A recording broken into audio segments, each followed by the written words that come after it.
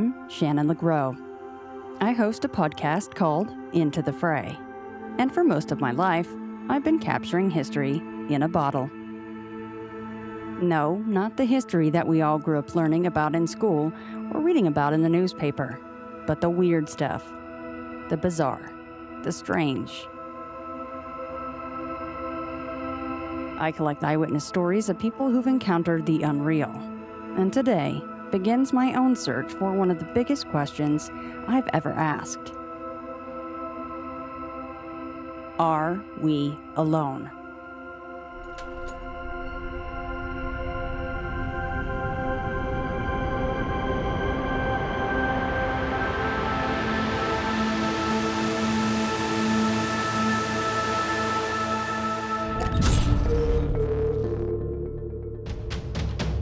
So here's the deal. Unless you've been blissfully living under a rock for the last decade, you're probably aware that the world has gone crazy. Politics, societal unrest, poverty, global relationships, it's all in flux. Social media has made it easier than ever to express our disdain for each other, while television news is a non-stop war on any sense of well-being we may have otherwise managed to convince ourselves of.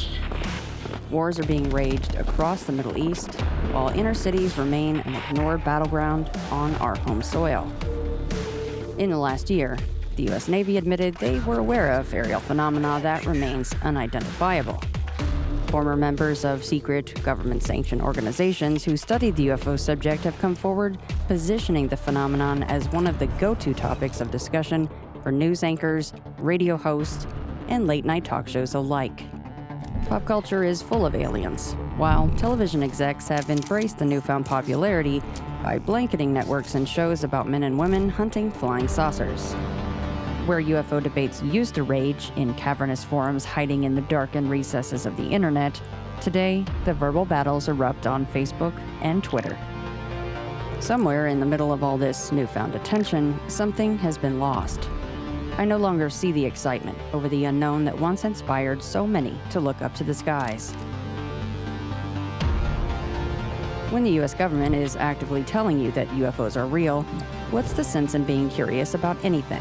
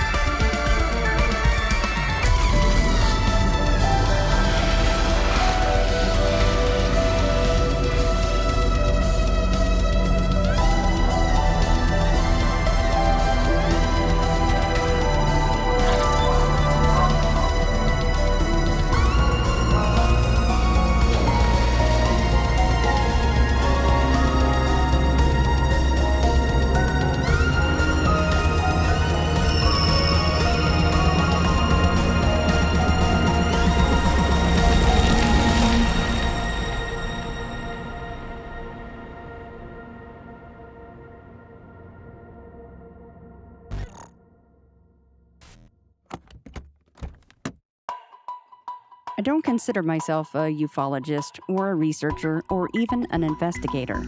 I collect stories. When I was just a kid, I had something happen to me that I found hard to explain or rationalize. I had no one to really talk to about it. I started wondering if maybe there were other people out there like me. Other people who had witnessed something beyond the norm who had no one they could share their experience with. That's what set me on the path I'm on today. I've been fascinated by strange objects in the sky for ages now, since I was little, and yet I've never encountered one for myself. Over the next year, I'll be traveling the country along with the documentary team from Small Town Monsters in search of stories, and maybe a few answers to some of my questions. While there are a number of spooky, creepy stories about encounters with little green men littering ufology, it's not what drives me. I'm often driven by curiosity and by a desire to learn more about the people who see these things. People like Dan Weiss. Nice to meet you. So I guess walk us through the story sort of from the beginning. Okay. It's a warm summer night. My sister Stacy, she's a few years older than I am. She says, let's go for a walk. So we take a walk and we go around the block here. Here's the house. We just go around the block and we go over here one street over and we start heading down this hill and we can see Belgrade Gardens out here to the, to my right. And there's this big tree line behind there. And suddenly we saw it and it's just like they describe in books and videos, it's like a saucer. And it seems so crazy, but this thing's huge. And it's coming from the south. It's kind of higher up on the tree level, the tree line. It's coming from the south, it's kind of moving to the north, and it's coming down slowly as it goes. Talking on the phone with my sister Lindy last night, like I said, she was so ecstatic about it, like more into the story than I was. I said that it was covered in lights, right? And I go, you know what it actually looked like was that ride at the fair. It's called the rotor. You ever hear of that? You get in, it spins super fast, and you stick to the walls. I said that ride looked like a spaceship because that's how they designed it to look like. So, and it's covered in lights. And she goes, that's exactly what it looked like. Put that on a winch and threw it in the sky for a few minutes. I don't know. Was there lights on, around the whole thing on the top of the dome and as well as underneath? No, I think it was, I don't think there was lights, at least from my point of view. I don't think there was lights on top or bottom. I think it was just, you got just enough. I think it was in my field of vision for 6 to 8 seconds. So it was relatively slow moving. And it had kind of a humming noise, like a light humming noise, It's just covered in lights. It seems so silly it would be covered in lights, Just everything is exactly how people describe it, seeing a UFO. But I think what gets me the most is whenever I've looked up videos or images of UFOs, I really don't ever see anything like I saw. Usually it's like, the video will be like a series of lights way far out, like you can't see any detail or anything, and they're here and they're gone. But this thing was clear and present, and it was just, and it just slowly moved below the tree line and it was gone. Dan has been keeping this story to himself for almost 30 years. In that span of time, the cultural landscape has changed in so many ways. Pop culture has elevated UFOs into a position where they're never far from our minds, and yet, the reality of what an actual encounter is like has been ignored. In the last 2 years, the subject has been thrust into greater prominence thanks to major news stories, an expanding lineup of television shows covering the topic, and the number of celebrities and political figures who have involved themselves in the debate.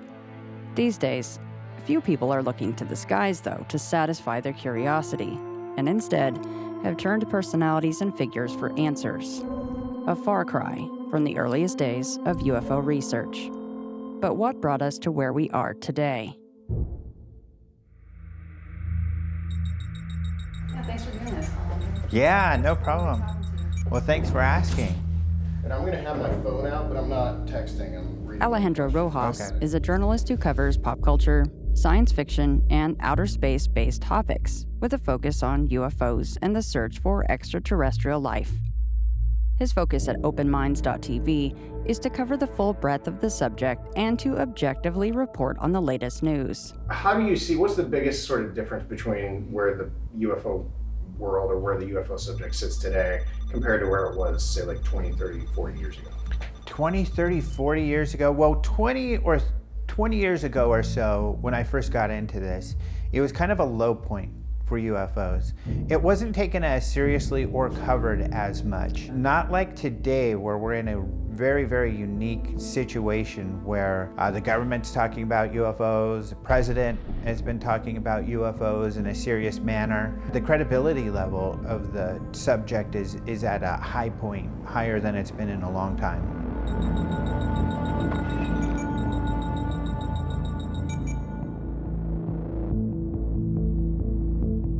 David Weatherly is located in my hometown of Las Vegas. He's a paranormal historian who has written a number of books on a massive array of strange subjects. He's extremely knowledgeable about the UFO topic and its history. Modern ufology, and when I say modern, I mean probably the last 10 years, it's taken some very curious twists and turns. When we look at the modern state of things now, the paranormal in general has become part of pop culture. This is because of the rash of ghost hunting shows, UFO shows that are on television. So all of a sudden, we reached a point where all of these topics become much more acceptable and a bit less taboo. What has happened in the midst of this evolution in recent years is that not only has the study of UFOs, the topic of UFOs, become something that's culturally acceptable, but a lot of other people have come out into the open in the midst of that. We have an amazing array of scientists, of military officers, law enforcement, a whole range of people who are coming forward and either saying, yes, I've had an encounter, or, you know, there's something much more to this topic than meets the eye, and it bears further study.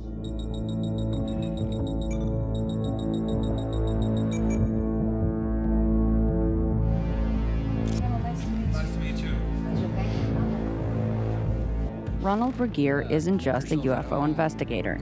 He's a bona fide rocket scientist who has worked for Douglas Aircraft, which became McDonnell Douglas prior to becoming Boeing. He was part of the team that launched the Saturn Apollo moon rocket, and later, his position as an engineer made him aware of radar pings for unusual aerial phenomena such as the Iran UFO in 1974 and the Phoenix Lights. Ronald was also employed at a secure area in Nevada, which is tied to the infamous Area 51, known as S4. Later, he would become the state director for one of the largest organizations looking into UFOs, the Mutual UFO Network, or MUFON. How do you feel about the sort of change in ufology from maybe where it was like 30, 40 years ago to where it is today? How do you see the subject changing, maybe in the public view? There's more acceptance of the phenomenon now. We're getting back to where it's a serious subject, and that may be because of Reagan's mentioning it 7 times in speeches, and I think Bill Clinton mentioned it a couple of times. Do you think that makes it easier for witnesses to come forward, or, you know, because of the ridicule factor maybe being lessened? Yeah, as long as it's not a ridicule. I've had a lot of witnesses who did not want to talk about it. They wanted to talk to somebody that it would be kept strictly confidential, and that's why it's so important for us to maintain confidentiality. If there's one characteristic that marked the last 80 years of the subject, it was probably the way experiencers have been greeted with ridicule, consternation, or been simply ignored. In the earliest days of ufology, many witnesses were met with a genuine interest and even excitement by family, friends, and even members of the press. That changed very quickly, however, when a scientific committee was formed at the behest of the Central Intelligence Agency who, more than anything, wanted the subject of flying saucers to simply go away. This kicked off what would become a pattern for the government's handling of the topic for decades to follow, and indirectly or directly may have helped form the basis for the treatment of witnesses. While the Robertson Panel and subsequent projects such as Blue Book did their utmost to debunk reports of unidentified objects, they also helped to further the false impression that witnesses are few and far between, and more often than not, are just misidentifying mundane craft or naturally occurring atmospheric conditions. Despite their best efforts, though, people have learned that strange aerial phenomena are being seen around the world by ordinary people on a daily basis. Dan Weiss doesn't seem afraid of ridicule, but it's taken him decades to understand that what happened to him is part of something much bigger. Is it important to you that it's documented in some way, or is it more like, whatever, you know, like I'm gonna have it with me forever because it's my story? I think it's important as so much as that it'd be nice to know if there's anyone else who saw something similar, or if they do in the future, you can point back to this and say, okay, we've seen it before. But I mean, that tree right there, that big one that's taking up most of the view, we could have been right here. Yeah. But maybe that tree, 25 years removed is just a lot. It'd have to be, right? Same with the big pine. So it's straight ahead. Yeah. Can we pull into that parking lot over there? right in the corner area, there was like a path and you go in.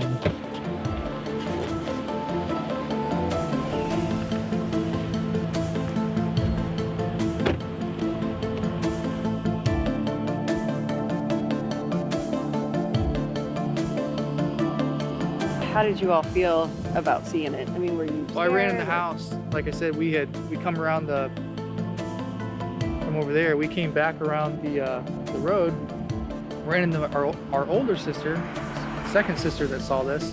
And she said, yeah, I had seen it. And we talked to the neighbor of ours, older yet, and he had been jogging. And he said certainly he had seen it too. I ran in the house, and I remember my dad was on the couch right in the main room there. And I woke him up out of his sleep. I said, you'll never believe what we saw. You know, of course, you're telling your 40-year-old dad that you just saw a UFO. And he said, why did you wake me up? Is that pretty much really what Pretty he said? much, yeah. Yeah.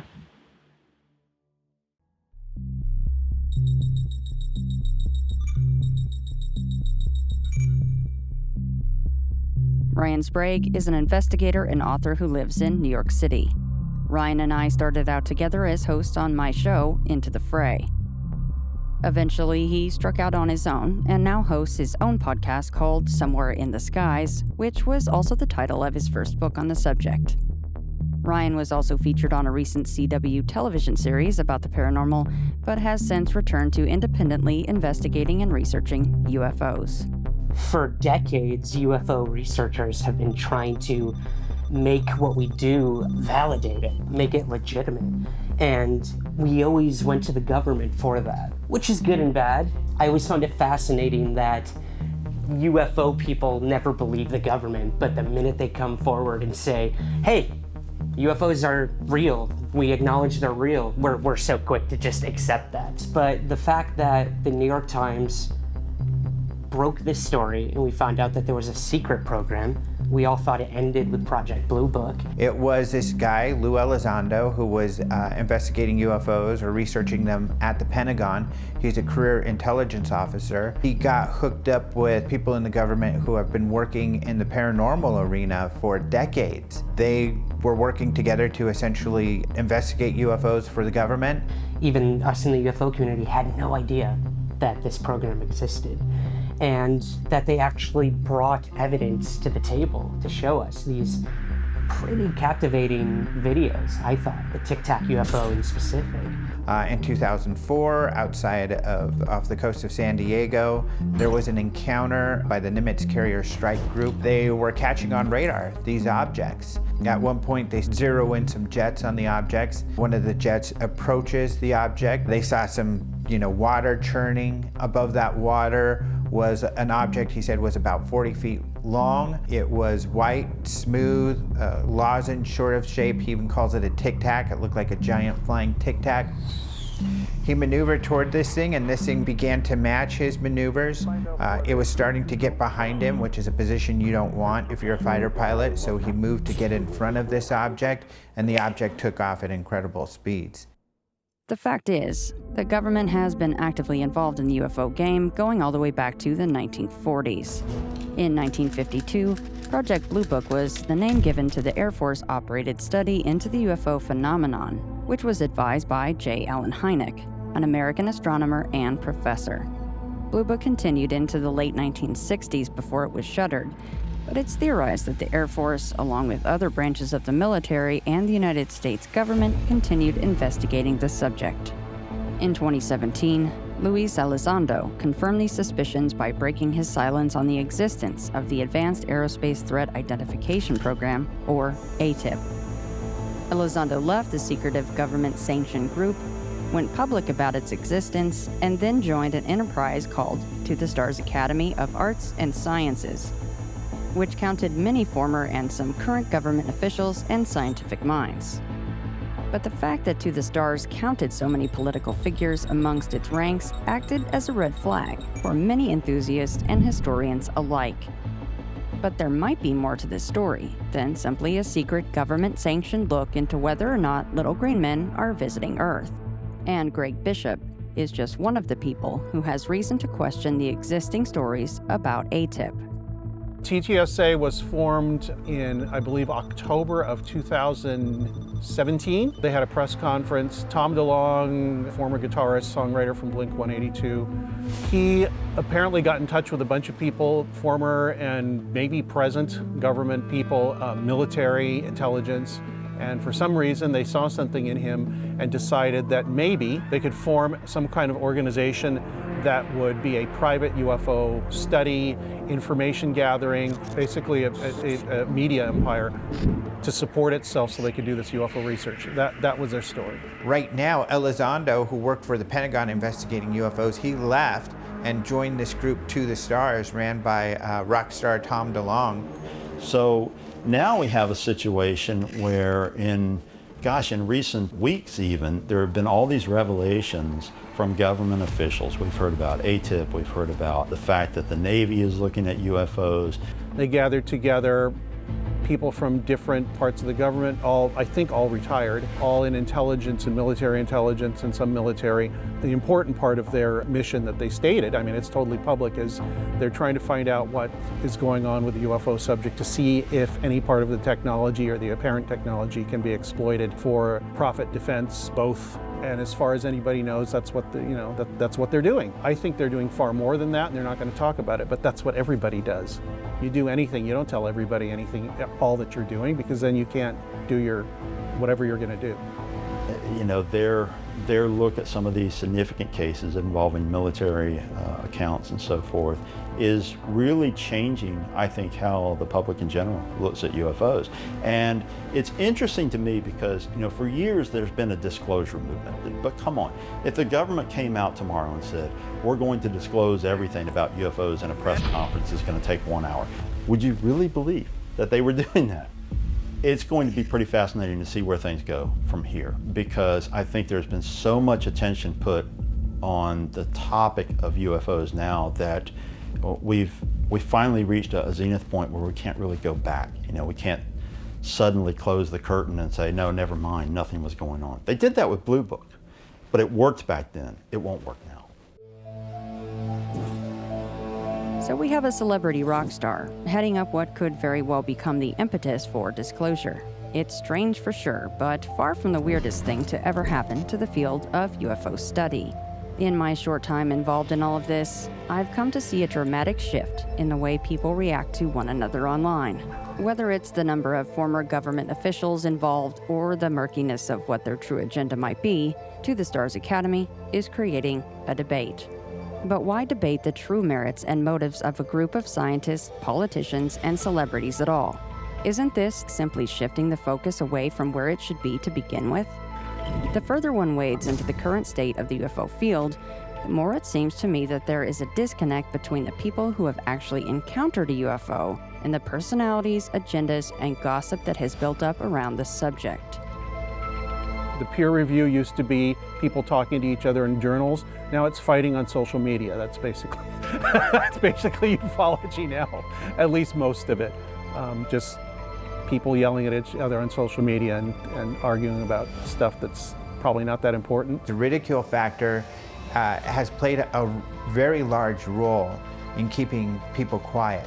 A large reason why they don't at least publicly engage in this sort of topic is because they're afraid of the ridicule factor and this hurting their credibility. And so often scientists will remain anonymous. And the issue with that is, even though individual scientists may be interested, scientists are not the ones with the big bank role. They're not the people with all the instrumentation. These are organizations and institutions. And those are the people who have to want to be able to get involved in order to put all these resources towards figuring something out. It's exciting. I think for a lot of us, it's a new shift in how the public overall looks at UFOs. What is that, the shift? I think the public's perception of the UFO phenomenon is now acknowledgement that UFOs exist. That had been a question for so long. Just getting the government to say that, they would never do that. And then boom, out of nowhere, it happens. They said UFOs exist. Now the question is, I think, what are they? Who's in control of them? And most importantly, I think, what do they want? You get an understanding of what the phenomenon is doing and what it's about by dealing with people that it's affected. That gives you an insight into what's going on. Just trying to heal them and help them and listen and be sympathetic, that's a huge part of the ufology thing that nobody's really talked about. It's not argued about on forums or anything, but the element of, what happens to people, how does it affect them, and how do they, if they need to, recover from it. I want to talk to them about what happened later. I want to talk to them about how it made them feel. I want to talk to them about how it changed their lives. And I want to talk to them about how they feel about it now and if they've been able to go on with life. Because I think, one, that helps the person, which is the most important thing. And two, like I said, it gives you an insight into the phenomenon that you wouldn't have had before. And that oblique insight is a lot more important than, to me, than what color was it, how fast did it go, what direction did it go. Who cares about that stuff? That could be interesting, but we have tons of data. Nobody's really done anything with it, at least that gives us any answers. So maybe the answers lie in the interaction between people and the phenomenon itself.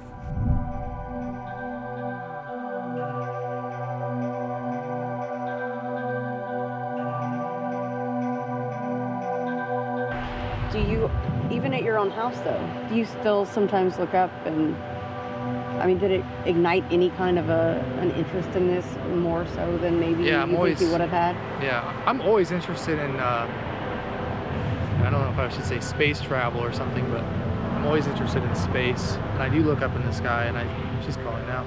I do look up in the sky and say, wow, how cool it would be if I could see something like that again. Yeah. Hey, thanks for calling me back. Sure. So, telling him how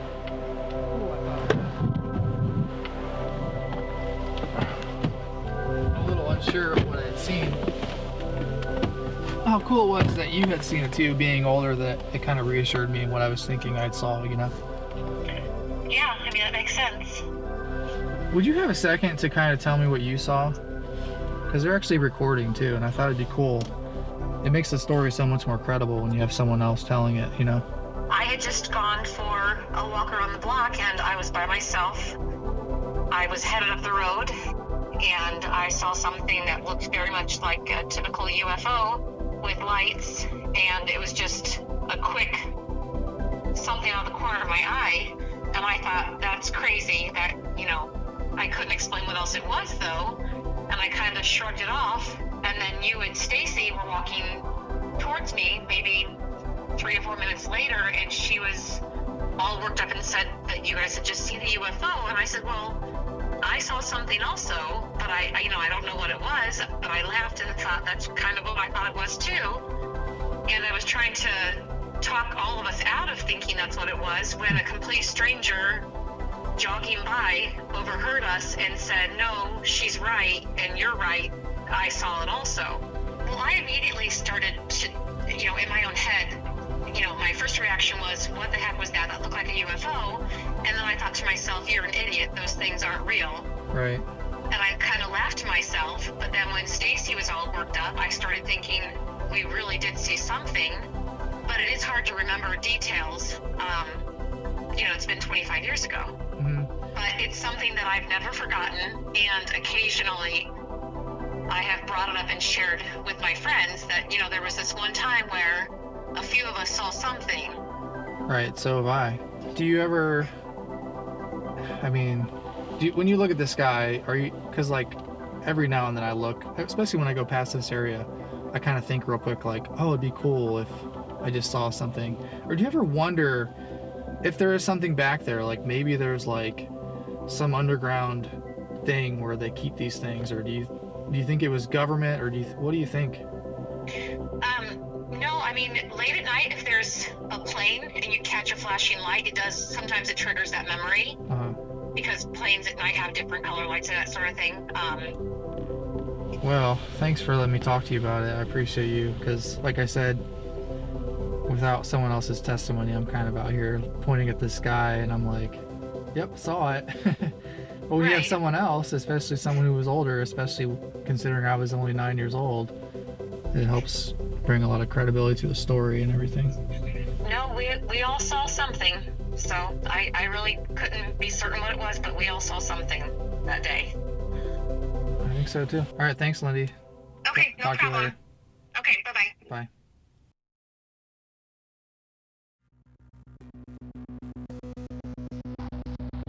I guess if there's one thing I've learned so far, it's to start putting the focus back on the people.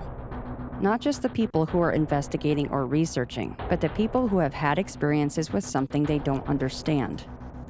Lost in all the hype over Navy tic tacs and media empires are the witness experiences and the motivations behind the people who look into these subjects. This time, I'm not just attempting to prove to myself that UFOs exist, and for once, I'm not simply collecting stories. I'm gathering data from as many sources as possible in as many ways as I can. When it's all over, I hope I can look back at a year-long trek across the US and have some answers to the questions that so many people have become too distracted to ask. Coming up on the next episode of On the Trail of UFOs. The oldest sightings I'm aware of are probably in the 1700s. There's lights in a delta formation like this, and it's just a pitch black craft, perfect equilateral triangle. The last report I received was from a Boeing crewman.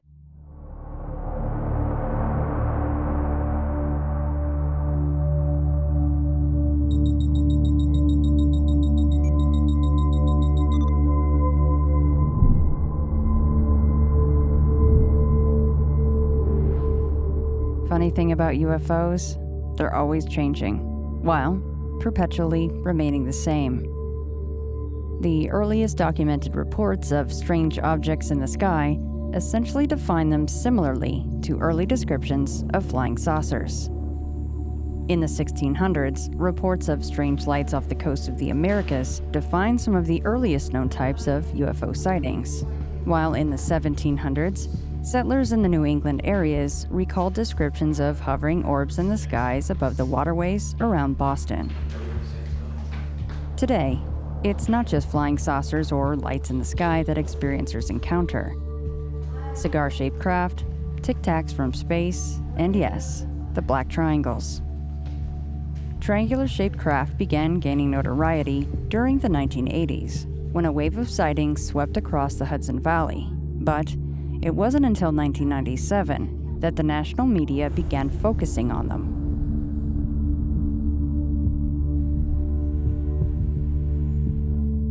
My name is Lynn D. Kitai, MD.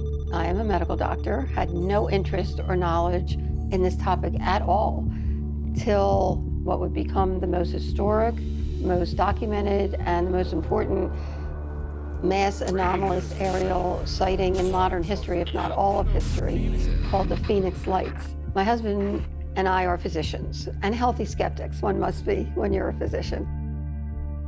We had a very close sighting to our home. We live mountainside in Paradise Valley, pretty high on the mountain, and have a panoramic view of the city skyline, so we know what planes look like and helicopters and streetlights and so forth. These phenomena were very different than anything we'd ever seen before. In fact, my husband called me to one wall of our bedroom is a window, so we see whatever pops up out there. And he noticed that there were 3 amber orbs a little below us over a very treacherous desert landscape. We live in a gated community nestled in the mountains, so there is no way that it could have been military. And here, these 3 orbs in a pyramid formation, 1 on top and 2 underneath, were just hovering there. And most people that have these anomalous experiences don't move, they're in awe. And I wanted to take everything in mentally, the size, the shape, the color. These orbs were about 3 to 6 feet each, depending on how close they were. They were actually oval shape, like an egg on its side, or like what Navy pilots are now describing as tic-tac shape. It was a uniform amber color throughout, and it didn't glare at all. Every other light out there glared. And my husband calls me back, he says, "Get over here quick, one of them is disappearing." And as we both watched in awe, the top orb, without budging from the other 2 underneath, started to implode, shrink, almost like a dimmer switch. getting smaller and smaller and smaller. Dr. Kitai's sighting would be the first of 3 that culminated with the mass sighting on March 13th of what would become widely known as the Phoenix Lights incident. Between 1995 and 1997, Lynn would begin studying the UFO subject and paid closer attention to the sky above her desert home. Lynn's next sighting would occur in January 1997, 2 months prior to the Phoenix anomaly. But what she witnessed that night bears close similarities to the craft that would make its way overhead in March later that same year. I was lying in bed and I happened to notice 3 huge amber orbs, but at a distance, far west. And I thought, wait a minute, they're amber, they're in a line formation, equidistant from each other. They're hovering for moments, minutes, which is ironic because 2 months later, thousands of people who saw the Phoenix Lights phenomena on March 13, 1997, would describe them as 5 lights in a V formation with 2 trailing. But this was 2 months before. And I watched as each one imploded. They seemed to shrink from right to left, and they were gone.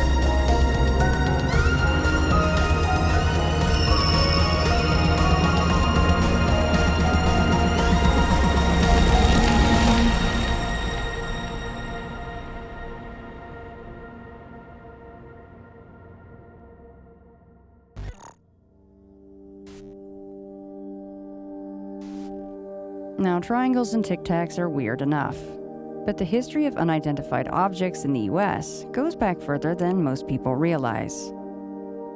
In researching the UFO subject, I found a string of reports of unidentified craft which hovered over major cities and small towns alike, seemingly wanting to be seen. Sound familiar? No, this wasn't the Phoenix Lights or any number of other modern-day mass sighting events. It was the Great Airship Waves, and they occurred well over a century ago. To start to understand the full scope of what is being seen overhead today, it's almost a necessity to take a look back at what people were seeing in the past. To look back through American history, there's probably no better place to start than New England. And there's few as schooled in the history of strange objects in the sky than Linda Zimmerman.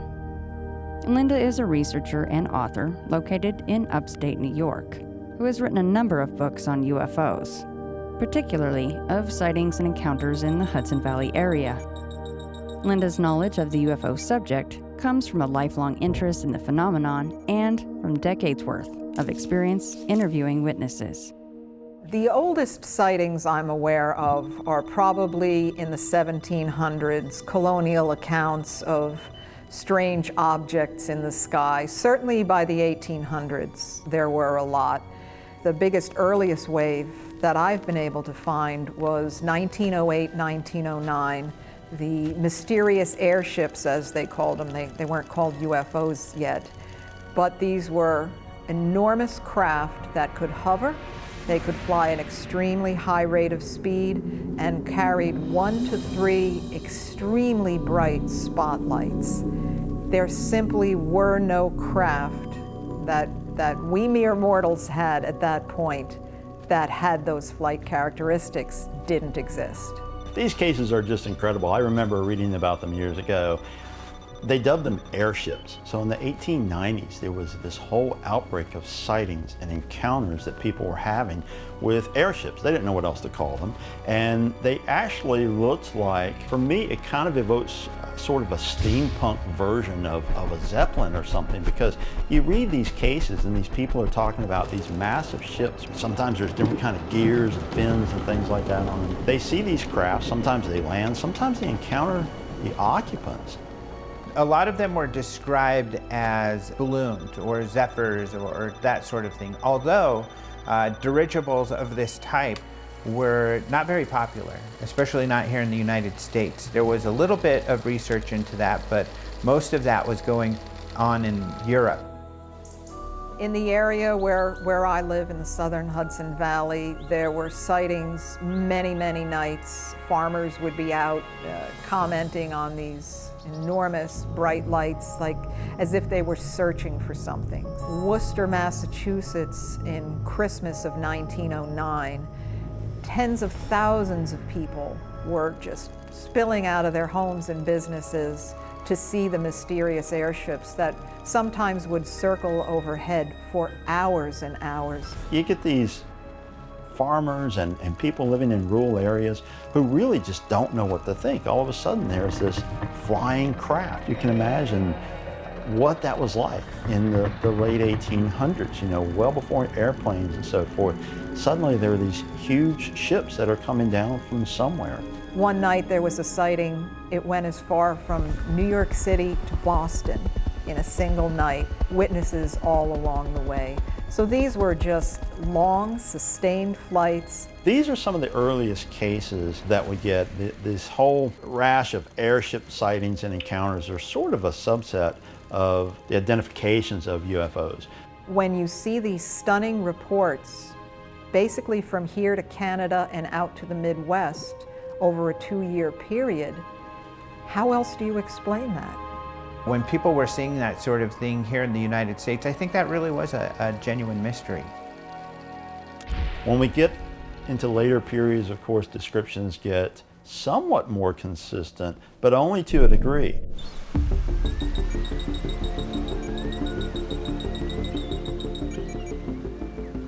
Dean Merchant is something of a ufological historian. He's based in New Hampshire, not far from the site of one of the more famous encounter stories near Exeter. It's apparent that his love of the subject has placed him in a unique position as a gatekeeper for information that others might otherwise let slip through the cracks. So Kenneth Arnold was a really cool part of the UFO history. He was a pilot himself. He saw, might have been 7 craft, and they have to check on that, but he saw the craft and he kind of chased after them and got a very good look at them. He knew that this was something that was not basically of this world. He came back and reported them, and he talked about them, tried to describe how they acted, and he said if you could picture a saucer skipping on the water, and that kind of was coined. But actually, you know, a lot of them seen are in disc shapes. These were more of the wing, like the B-2 stealth bomber, which interests me. They had that kind of flying wing shape that he saw. At that time, this became of great interest to the press. You know, the movie genre was going to be starting soon. All of this stuff was milling around, you know, post-World War II, just about to hit the early 50s. So there's a lot of interest with the media.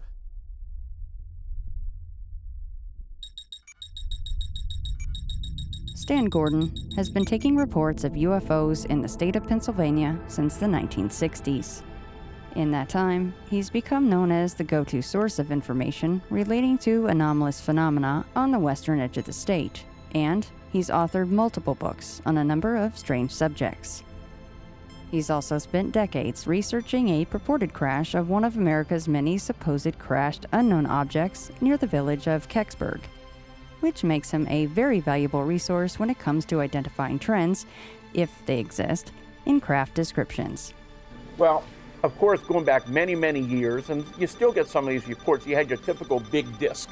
And I can tell you, during the 1960s, there were many, many incidents here in Pennsylvania of very large structured metallic objects, big discs, many with portholes in it, very low to the ground. There's a common accepted idea of the flying saucer, that literally looks like maybe a pair of plates, or a saucer if you turned it upside down that's flying. And a lot of people were reporting those types of crafts. And there were landing reports. In fact, there was one that happened only miles from where we're sitting years ago. Probably one of my favorite stories. Unfortunately, both witnesses are now deceased. They were two brothers. It was February 1968. The older brother gets married in February 68, and he and his new wife, they rent a small farmhouse not far from here. One afternoon, look out the window, about 50 feet off the ground, here's this huge metallic dome-shaped object with portals like a catwalk hovering right there. He can't believe what he's seeing. He steps outside, he calls his wife, and as they're looking at this thing, these small little humanoid creatures come out on the catwalk, like communicating with each other, and they look directly at them. It's starting to snow. He goes back in the house, he calls his brother in Greensburg, who believed in this. He and his wife come out. When they get there, it's still there, but it's about 100 feet off the ground, starting to snow pretty good. And as they watch this thing, suddenly it shoots off across the sky into the heavens, looks like a red star crossing the sky, and disappears. And they called the local airport, and they said, you're one of many people calling in and report the same thing. There would be variations on them. Sometimes they would have windows along the sides, sometimes a window on the top or a dome. 1930s, we started getting circular craft, your classic flying saucers. Certainly that was the model of choice in the 40s and 50s and early 60s. But then we have all these other variations of these ships. The cigar shape is another one that was really reported quite often initially, and that was this idea that it was a larger craft. We're going back to that balloon type of shape or Zeppelin type of shape, but it's more of a metallic looking cigar shape. We have many reports for years and years of the big metallic cigar-shaped object, including, as we're filming here in the last week, some very detailed sightings up in Cambria County, where something like this is being seen by independent observers 100 feet, 200 feet off the ground. Very close-range reports coming in.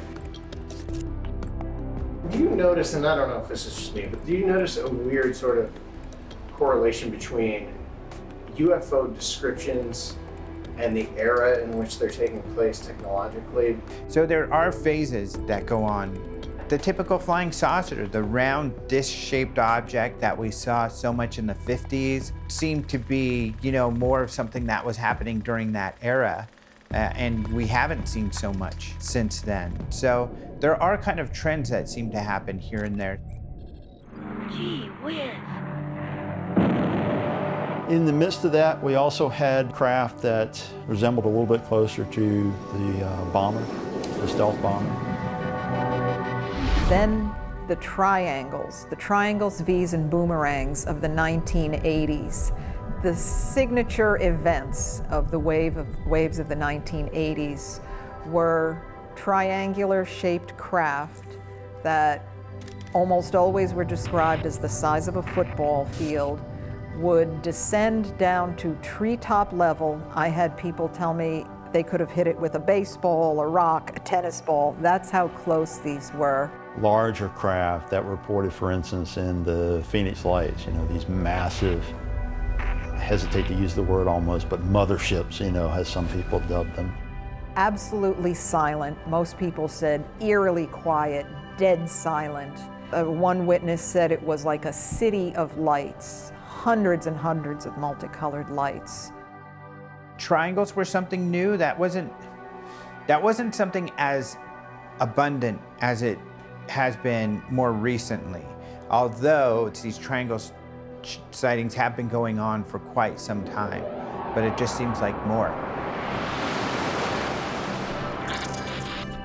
So again, the ability to hover in place for extremely long periods of time and then shoot off in the blink of an eye.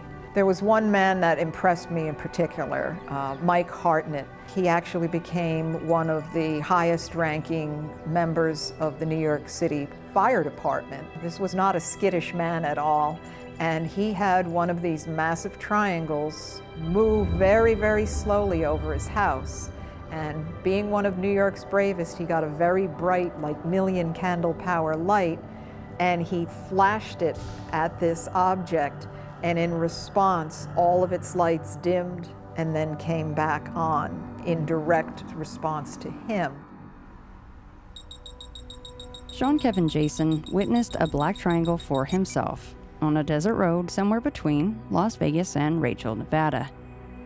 Sean has spent the time following his sighting, further exploring the subject, and fully admits he hopes to have another encounter. What Sean witnessed, though, is distinctly different from the Phoenix Lights phenomenon or the typical triangular-shaped UFO craft descriptions, and his theories as to what was piloting the craft make his sighting stand out. It was a slow night. Business was slow.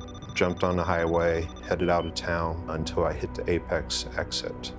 Got off at Apex, where you head on 93, Highway 93, heading towards Area 51. Right when I'm getting to the end of that turn, off in the distance, I see these lights. By this time, it was right around 10 o'clock. I see the lights off ahead, and I think, okay, there's another car heading my way. Didn't think anything of it at first, and continued driving.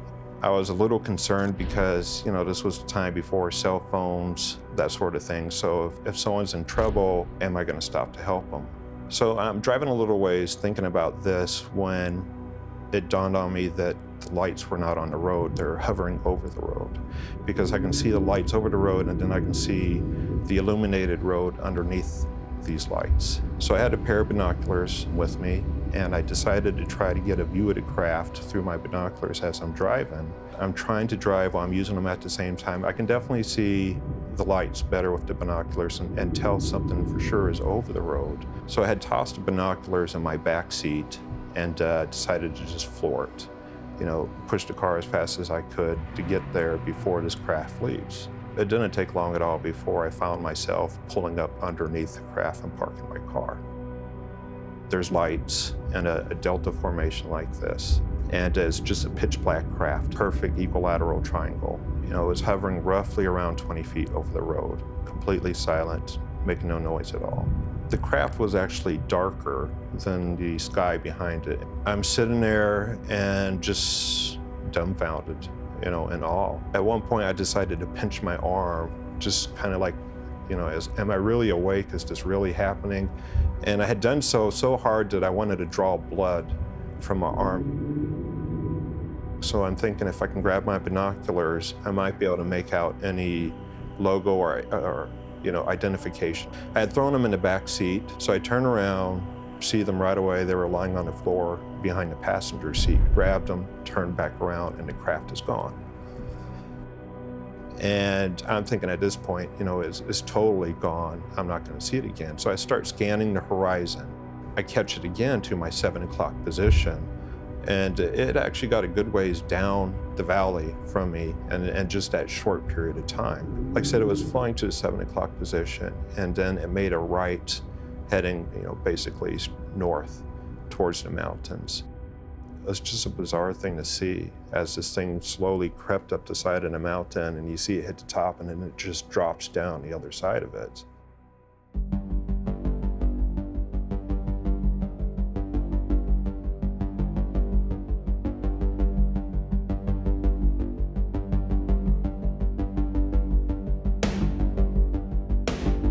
So today, we know that a number of early sightings of triangular-shaped craft might be written off as stealth bombers undergoing testing, particularly in the western part of the country. It doesn't account, however, for the large number of sightings in recent years, and certainly can't account for the sightings of craft that seem to be city-sized. Still, more recently, the face of the phenomena continues to change, and this is evidenced in the abbreviation used by many within the research community, changing from UFO for Unidentified Flying Object to UAP for Unidentified Aerial Phenomena. Tic-tacs and craft referred to as gimbals are being seen in the skies, and the further along we come, the more obvious it is that we're leaving behind the days of only reports of the classic flying saucers. But, like the old adage goes, the more things change, the more they stay the same. So you got all these different reports from so many different people. Just like the sighting last week in Cambria County. I got the first report that evening from a witness who saw this thing very low, very foggy area, big, solid, cigar-shaped object, but he said the entire object was glowing and luminous, not separate windows. It was completely luminous. He said it would suddenly fade out and disappear, reappear again, fade out and disappear, and it's gone. And this guy, very familiar with aircraft. When I was talking about these military encounters, typically what they're encountering is an orb of light, some kind of bright, round, or elliptical-shaped object, and that's been going on for years. The most typical craft that have been reported to me personally have been mostly triangular or mostly lights, just lights in the sky, whether it's orbs or just unnatural formations of lights. That seems to be where we are right now in terms of the amount of reports coming in. A lot of people think that UFO reports have dwindled a lot in the past decade or so. I don't know if it's what that is, what that represents, but there seems to be a decrease in the amount of UFOs being reported. The ones being reported are mostly lights in the sky, I would say. In the 1800s, it was balloons and wooden ships and that sort of thing. You know, in the 40s and 50s, especially once we started building our jets, they were typically shiny silver craft. When the F-117 came around and the B-2 stealth bomber, now we're getting into black triangular designs. But it's curious that the dimensions, the shape, the color of these craft often mirror where our aviation is at the time. What's become more apparent in recent years is the bleeding together of various quote-unquote craft shapes and sizes. Small craft are seen gaining mass, while large craft dwindle to small lights that flitter away in the night sky like ashes from a dying fire. All of this points to just one reason why many consider the Phoenix Lights event of 1997 one of the most fascinating cases in recent memory. On March 13th, 1997, between the hours of 7:30 and 10:30 p.m., thousands of people across the city of Phoenix and the surrounding area witnessed a series of lights in a V formation floating across the night sky. The event encompassed a number of descriptives regarding UAPs that helps illustrate just how varied these strange things people are seeing can be. In 1997, there was an incident called the Phoenix Lights incident, and it's become probably one of the most famous cases in recent UFO history. It involved a large number of people, obviously in the Phoenix area, who reported seeing a massive craft moving through the sky, completely silent. Many people called, and most people called between 8 and 10 that night because most people were outside looking up at the Hale-Bopp comet at that time. But the mass sighting of anomalous aerial phenomena were not only appearing in Arizona, but starting at 3 p.m. in the afternoon, daylight sightings in Arizona. 5 o'clock hour, they were seen by Native Americans in New Mexico. 7 o'clock hour in California.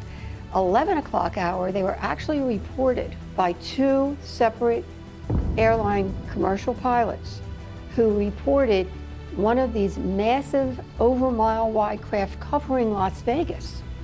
In his time working with Aerojet, Ron Regier was tasked with multiple classified projects, chief of which was the Defense Support Program, a satellite used to keep a close watch on the airspace above the United States, as well as the rest of the world. In his time involved in the program, he witnessed a number of unusual phenomena detected on the infrared system, including the Phoenix Lights. The Phoenix Lights, which everybody's heard of, we tracked those from just south of Area 51 down to Tucson. When you say track them, can you elaborate on that a little bit? Yeah, our satellite is in geosynchronous Earth orbits. So it's always looking, and we put 3 of them around the Earth, and that gives us full binary vision coverage of the entire Earth's surface 24/7.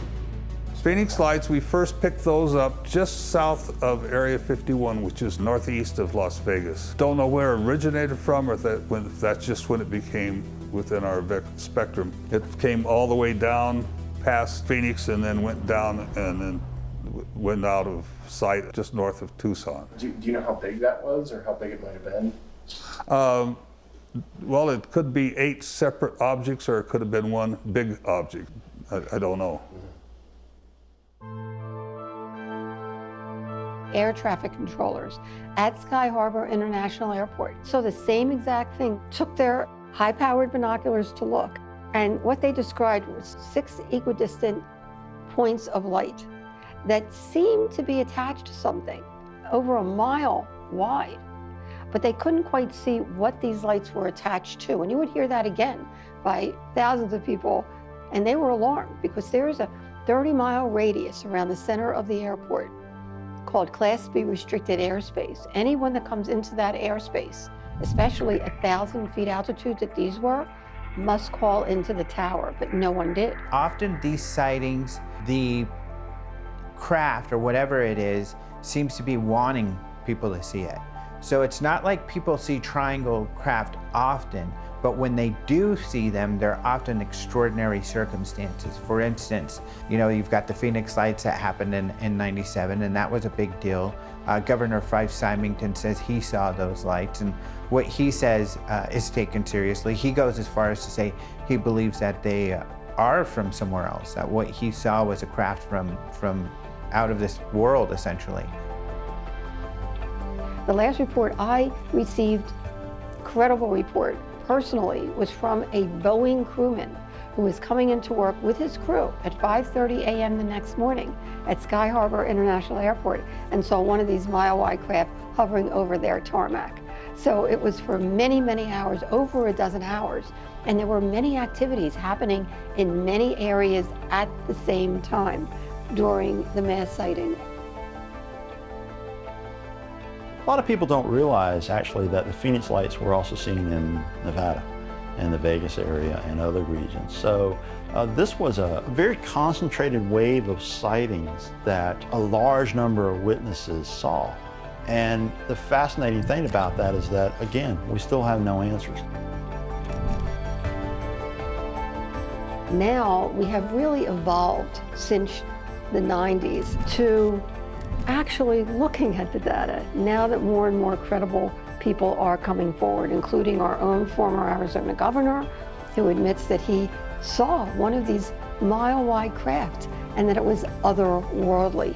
And now that Navy pilots are coming forward and sharing that what they're seeing, the technology is so far passes any technology that we have here on Earth that we know about.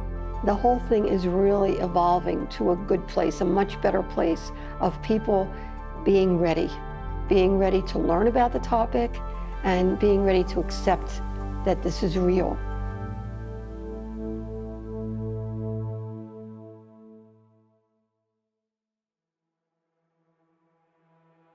At the turn of the 20th century, it was airships, which became flying saucers, which became cigar-shaped objects, and then triangles and on and on. This is where it was first seen, or they were first seen, the Phoenix lights.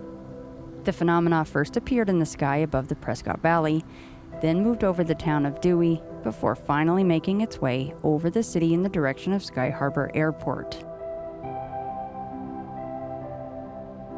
It's a sobering thing to come to a place like this and look up into the same sky where something so important happened over 20 years ago. For a lot of witnesses, the event passes and is then forgotten. A string of lights passing in the night, no doubt, was easily forgotten for most people when they're completely unaware that what they're seeing is something extraordinary. But for others like Lynn, it was the beginning. A door opened, she stepped through, and now there won't be any going back. It makes you feel very small to stare up into the sky and wonder if they're still here. And if they are, and you're one of those who catch a glimpse, just what it is, you'll see.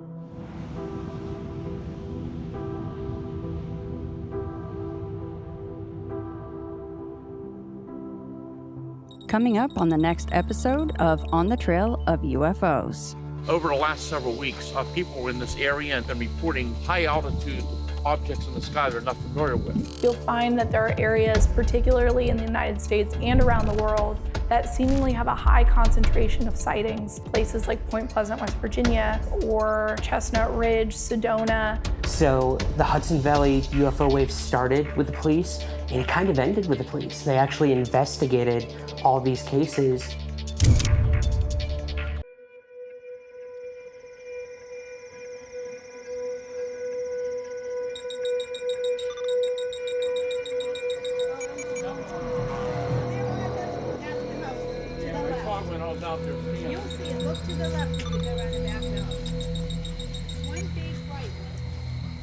The real bright one is it's the planet Venus. Oh, I know what it is, positively. The real bright one you'll see to the right of the moon. It's clear by now that UFOs are seen pretty much everywhere. At least in every place that has the required formula for a sighting, which really just boils down to 1, a strange object in the sky, and 2, well, a person, obviously. But there are locations around the world that seem to attract the weirdness. Places where reports come with greater frequency than others. Often, the number of reports isn't the only thing that sets these areas apart, but the strangeness of them as well. The Chestnut Ridge has been a haven for the unusual for centuries now. In the 1800s, farmers recounted sightings of ghostly apparitions, hairy creatures, and airborne fireballs, with the same frequency that locals in other parts of the country might recount running into bear, deer, or elk. That's what brings me to the ridge today. In the last couple of months, Stan Gordon has taken a higher number of UFO reports than usual, and he's invited us along on one of his investigations. Tonight, we're on the property of a local woman who lives outside of Kecksburg, who has reported multiple unusual objects in the past month. Well, Shannon, over the last several weeks, people in this area and other areas miles away have been reporting at night seeing high altitude objects in the sky they're not familiar with. And a lot of these people have been out for years looking at the sky at night when it's beautiful, but this is different. Some are reporting bright luminous objects that sometimes are zigzagging, sometimes objects appear to come together in the sky and join, then some hover, and then some take off at a high rate of speed. So once again, if you're only getting one report, but when you're getting different reports and different people miles around, it's something of interest to look into. Yeah.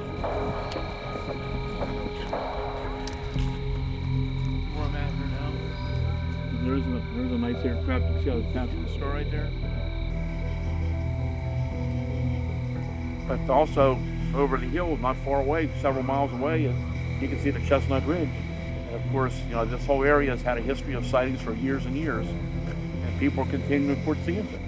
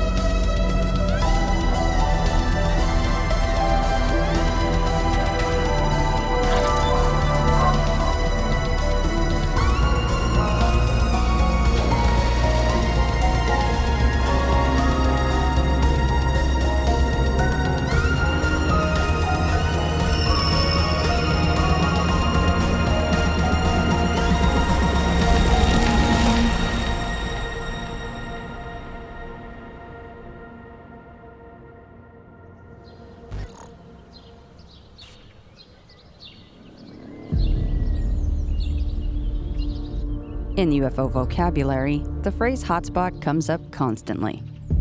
Defining what it is exactly that separates a hotspot from any other location where people occasionally witness the paranormal is difficult.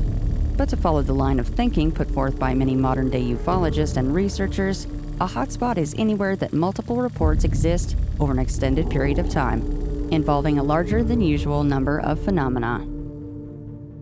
If that's the case, how many of these areas are there, and what can possibly account for the fact that they exist in the first place? Places like the Nevada desert and the upper reaches of the East Coast are often linked with the UFO subject. But while there are an unusually high number of reports in those regions, a lot of their reputation is owed to pop culture and the media. How much of the idea of a hotspot is due simply to an eagerness by location news outlets to reporting on aerial phenomena? Hotspots often become a sort of mecca for ufologists, who will make pilgrimages to the area in hopes of witnessing something for themselves. The Chestnut Ridge hasn't yet reached this level of popularity, but others like the Hudson Valley or Gulf Breeze in Florida are considered a prime travel destination for those seeking to see something strange. If there's anyone who can help expand on where exactly UFOs are seen, and whether or not they are actually UFO hotspots, it's probably Eleanor Haskin. Ellie is a good friend who also happens to have a PhD in folklore and a background in the UFO world as someone who once investigated sighting reports. So once someone begins to investigate UFOs or to take a critical look at UFOs or even really delve into the phenomena at all, you'll find that there are areas, particularly in the United States and around the world, that seemingly have a high concentration of sightings. And this is really odd, right? Because you wouldn't really think that certain areas are drawing in more UFOs. So some of these areas that have these multitude of sightings include places like Point Pleasant, West Virginia, West Texas, Chestnut Ridge, Sedona.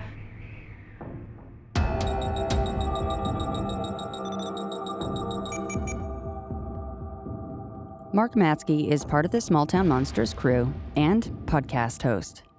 He's also written articles on Fortean subjects and is extremely well read on the subject of UFOs. And his day job as a Lutheran minister gives him a perspective on the subject that many in the field might shy away from. He's also spent hours taking part in witness interviews and putting boots on the ground in areas that have gained a reputation as a hotspot. There used to be a time when you thought of UFO hotspots as being largely a rural phenomena. And the reasons for that are fairly easy to understand. On one hand, you have a darker sky than you would have in an urban setting. There was much more observational potential out on farmland, for example. The Hudson Valley is a place that crosses the suburban with the rural. Located within eyesight of the Big Apple, the valley is cut in half by the waters of the Hudson River and is a strange mixture of large towns, tiny villages, and isolated pockets of people living amongst the breathtaking views afforded by the nearby mountains and forests. This is where New England really begins, and during my time in the valley, I was never unaware of the beauty and mystery that have been pulled together in this place. While the region holds some of the earliest settled areas on the East Coast, the Hudson Valley's history isn't just rooted in the founding of our country. Sightings of strange lights in the sky go back to the great airship waves of the 1900s and still further back to the 1600s. Giving it the reputation in ufological circles of being one of the East Coast's most well-regarded hotspots. I may be biased, but the Hudson Valley is a beautiful area stretching along the Hudson River from New York City north to Albany, approximately 200 miles. So we're talking about a fairly large geographical area. Once you get out of New York City, suburbs, dairy farms, lots of woods and mountains, an enormous amount of lakes, reservoirs, and bodies of water. Can you talk about the Hudson Valley stuff? Yeah, I mean, so back in the, I'd say early, mid-'80s, even stretching into the early 90s, the Hudson Valley in New York, thousands of boomerang-shaped craft were being reported. I would say late 1982 to 89 was what I believe is the biggest wave anywhere in the country, anywhere in the world ever, when tens of thousands of people on any given night would see these massive triangles. This was an equal opportunity wave of UFO sightings. Many police officers, emergency room physician, Air Force personnel, teachers, just regular, everyday old people going back and forth to work. It was everybody. While the Hudson Valley began to erupt with unusual activity, locals across the region began to report their own bizarre sightings to anyone who would listen. While in the town of Goshen, New York, we had the opportunity to meet and speak with a witness named Gary Tribert, who had a bizarre string of events unfold in his life beginning in the 1960s. Among the series of fascinating stories he would tell us was one involving what he believes was one of the infamous Hudson Valley Black Triangles. Just one night, my wife went to bed kind of early, and I was sitting up watching TV, and my dog was going crazy outside. And finally I went out, because he wouldn't stop barking, and I saw this object, and it was like, I describe it as a ball of Christmas lights. But it was huge, because there was a house next to me, and you could see it over top of this house. And I walked down, I had lived back on a private road. I walked down my driveway and out to the main road, and I watched this thing. When it got close to town, it shot up in the sky, like a bullet, and it was just a little dot, and it shot back towards the east. I ran home, woke my wife up, of course. I said, you wouldn't believe what I just saw. And I coaxed her out of bed. She came down, and as we're standing there talking on the front steps of my house, I see this point coming over my roof. And it ended up being like this gigantic triangle that engulfed the sky. And I took a step off steps, and waiting for this thing to move, to catch up to me. It was moving so slow. And we watched it leave.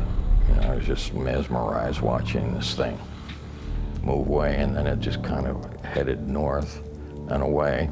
And my wife stayed and watched that, but she won't talk about it now. She kind of denies it.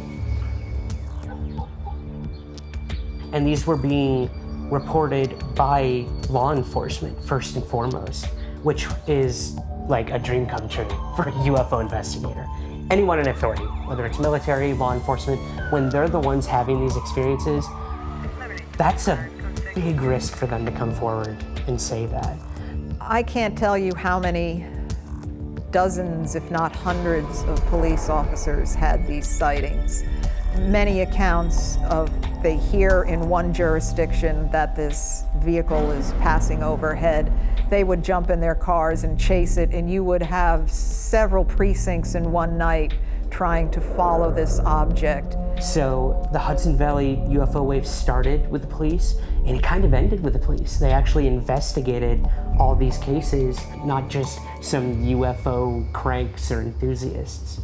Were most of the sightings taking place in rural areas or suburban areas, or what were the locations like? The sightings took place from anywhere from Midtown Manhattan, people's apartment balconies or driving down the street, to extremely rural locations. The bulk of the activity, I'd say, we can just lump into suburbia, small central towns, sometimes smaller cities. So geographically, I think at this point it's safe to say that in the United States, for example, there's nowhere that UFOs haven't been seen, to where some of the most well-known modern cases have taken place in largely urbanized settings with multiple witnesses.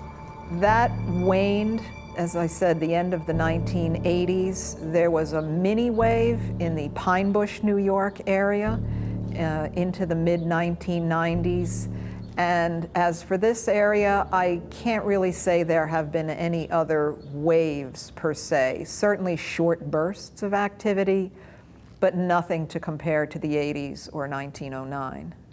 My time in the Hudson Valley was eye-opening. Not simply because of the unusual melding of unpopulated and heavily populated areas, but also because it's so clearly a place where unusual things still happen.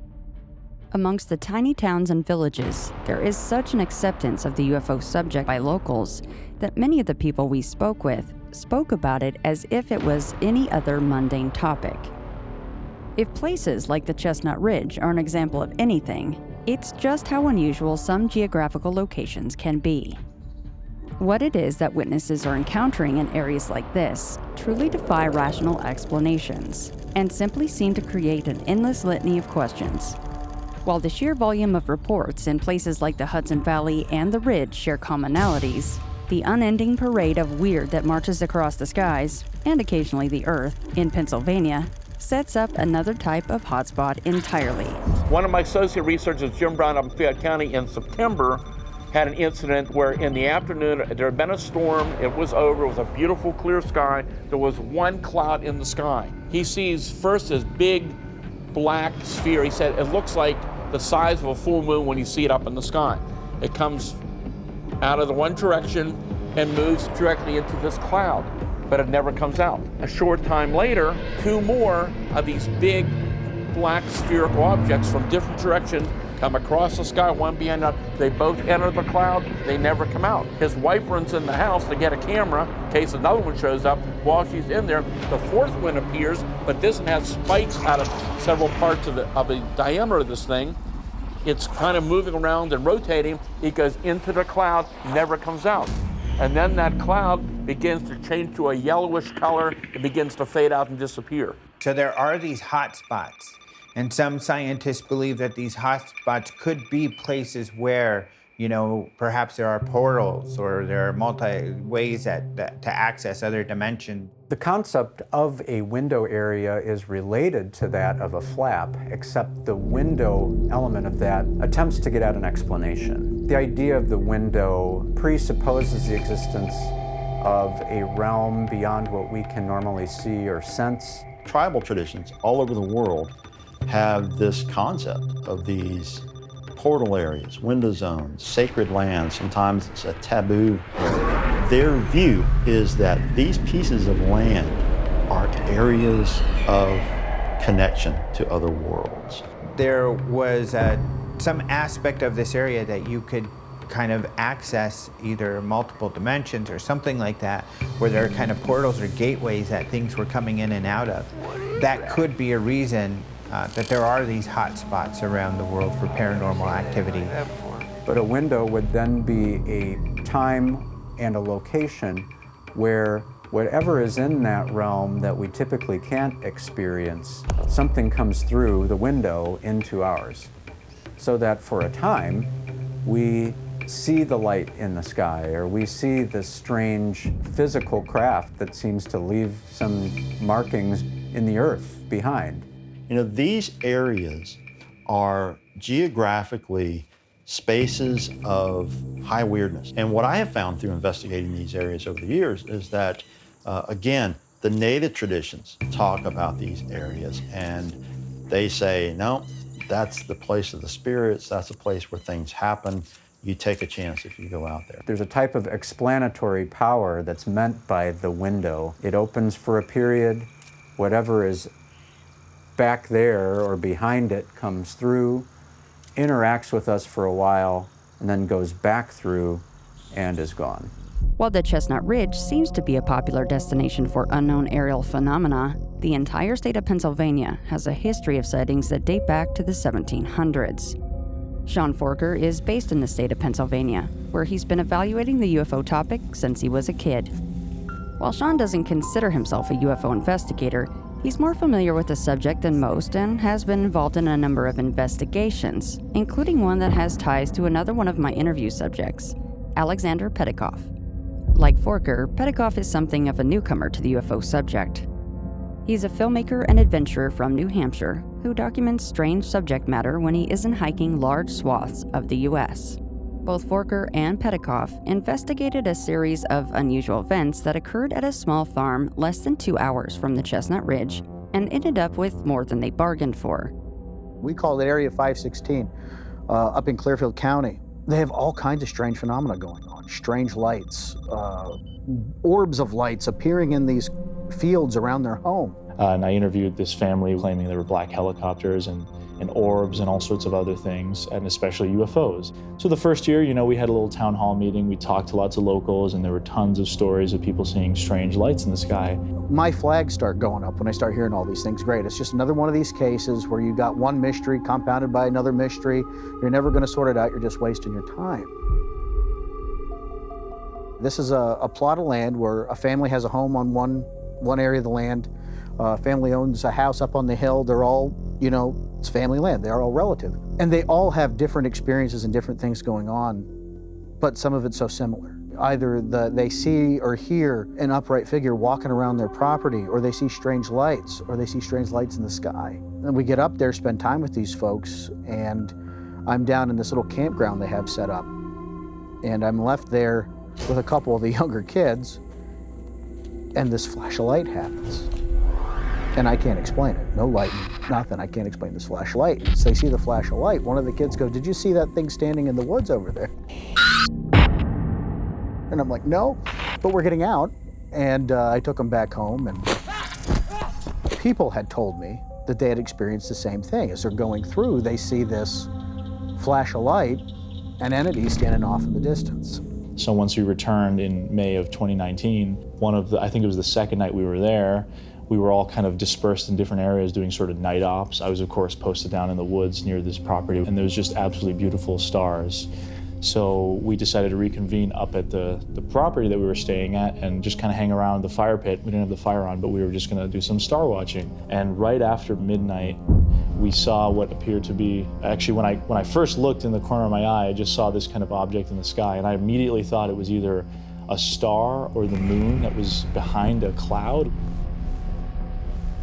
And we all noticed it, and as we started watching it, it basically just started moving through the sky in a motion almost like a leaf in slow motion, just kind of bobbing up and down. We quickly realized that this was not the moon. I mean, there were no clouds in the sky at all. It completely cleared up, so this was the only thing in the sky. And we sort of just started watching this thing, and at one point, about 2 minutes in, a smaller object flew off of it and flew back into it, like a bright little light. Now, this object was not really defined. It was like I described it as like a haze. And then this smaller object was a lot more defined, just like a bright little light. Just the secondary object is parallel to the undefined object the entire time in the video. And towards the end, they kind of just become one. Basically, we watched this thing until it went over the horizon, and it went over the horizon. We were all still staying there for a couple minutes, and then a bright object went from right to left, just lightning speed just through the sky, and that was it. While the Chestnut Ridge is certainly a region that remains active with reports, it's never a guarantee what you'll find when you go. In my short time there, the only thing we saw in the night sky were planes, satellites, the moon, and the planet Venus, leaving me to wonder if maybe the window closes when those on the other side know they're being sought after. That'd be creepy at night. The concept of a window area or hotspot isn't particularly new, and they certainly aren't relegated to Pennsylvania or New York. Seeking to find some sort of through line between these locations becomes very murky, however. While some researchers have tried to connect areas more active than others by ley lines, fault lines, and other less scientific patterns, the fact is these places exist around the world with no definitive characteristic that runs between all of them. There are a lot of hotspots. A lot of them are around Air Force bases, which says a lot, whether it's, again, alien technology or man-made secret experiments, test aircraft, then I can't say. Also, bodies of water. I mean, my own UFO sighting took place over a body of water, and I cannot tell you how many people have come to me and said, I saw something over this lake, or I was at the beach and I saw this. What does that mean? I couldn't tell you, but a lot of people do theorize that whatever intelligence lay behind some of these UFOs, that water could be some sort of resource for them.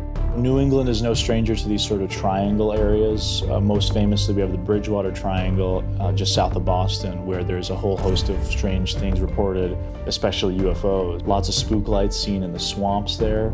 in the Bridgewater Triangle, and then you have in Vermont, southern Vermont, the Bennington Triangle, and then in New Hampshire you have what's called the Ossipee Triangle, which is basically this perfectly circular mountain range just south of the White Mountains. I think it just goes to show that people do kind of like that idea that there are confined areas where these sorts of things happen, maybe more often than others.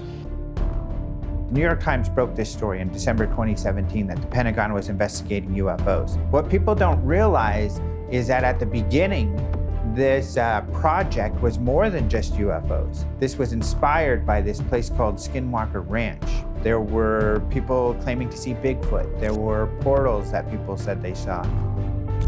A lot of weird cattle mutilations and UFOs. All this stuff was going on in this ranch, this area of Utah, but especially at this ranch. The senator of Nevada was Harry Reid, who was friends with Robert Bigelow, who had actually hired a group of scientists to investigate this ranch in Utah.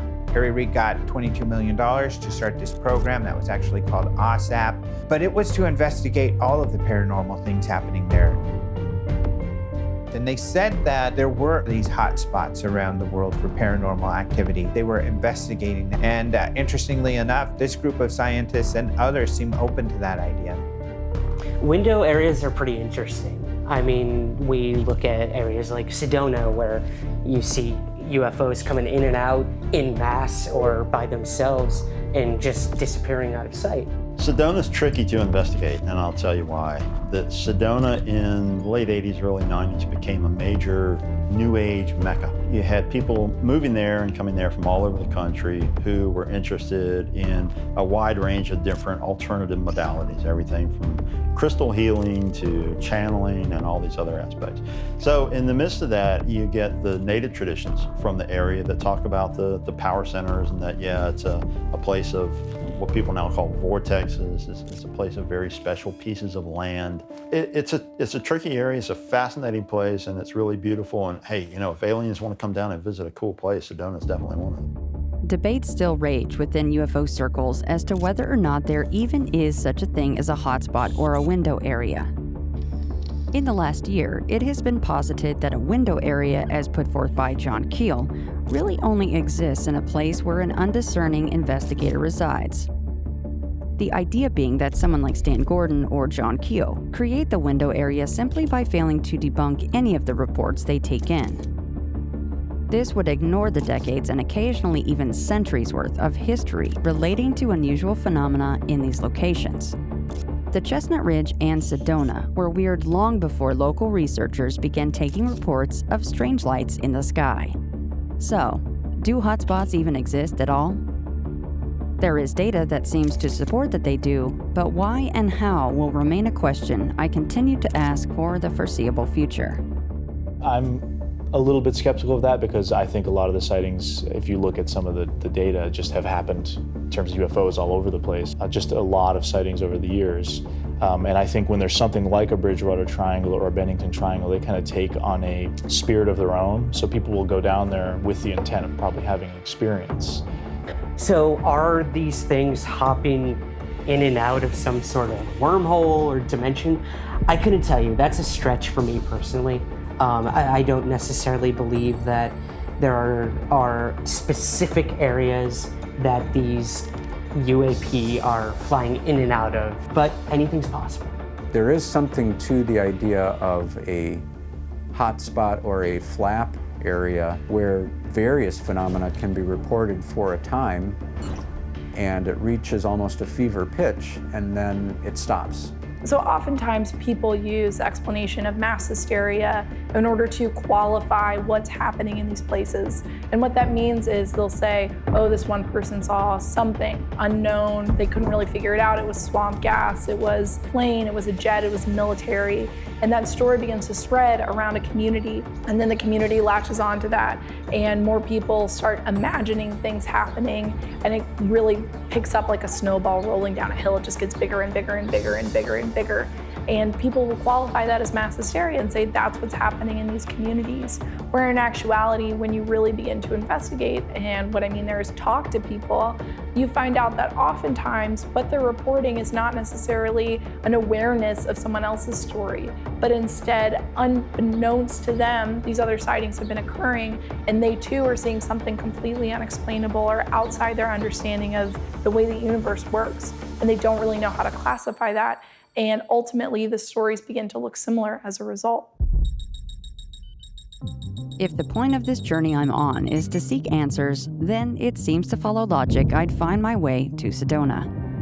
Sedona in the 60s and 70s was a contactee paradise, a place where those claiming to be in touch with extraterrestrial beings would come to call down the UFOs.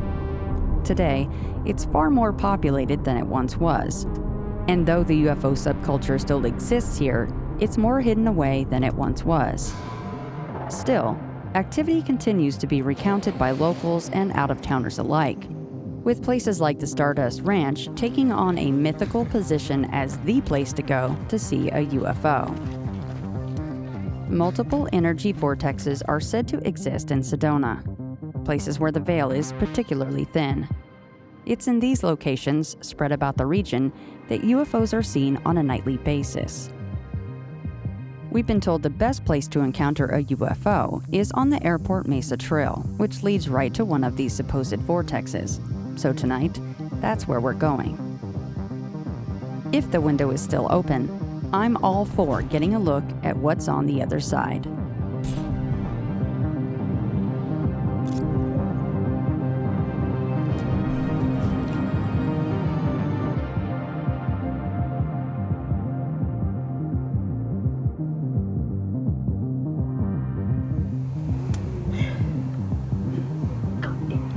Guys, look at this. What? Look right there. Up here. That thing's flying. It's flying fast. I got it. Everyone film. Shannon, do you see it? Yeah. Oh, damn, this looks crazy, dude. It does? See it on there? Yeah. No. Not yet. When did I turn into you? That thing is flying.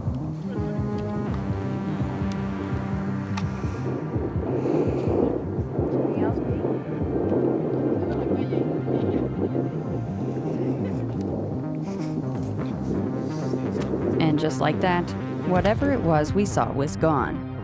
Presumably back through the window it came in, and all I could do was stand and watch, and maybe in some sick, twisted way, wish I could follow it.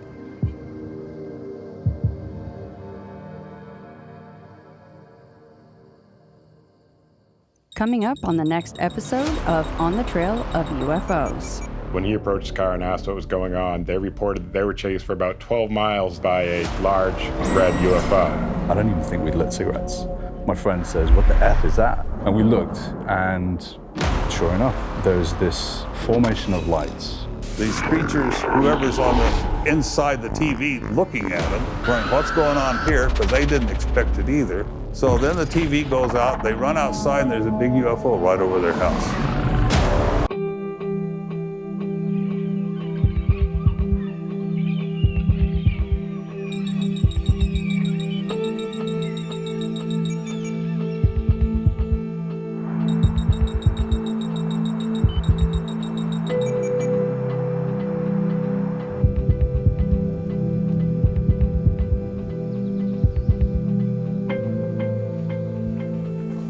And the tree line would have come all the way up here back then? Or? No, that's that's like when they got here and they're out in the field and they're like, no, I was here and this is where it was. And then, yeah, the craft emerged from out, when they all got back here, from out back there behind that tree line. Okay, wow. Immediately. So they just saw like red light coming from behind the trees.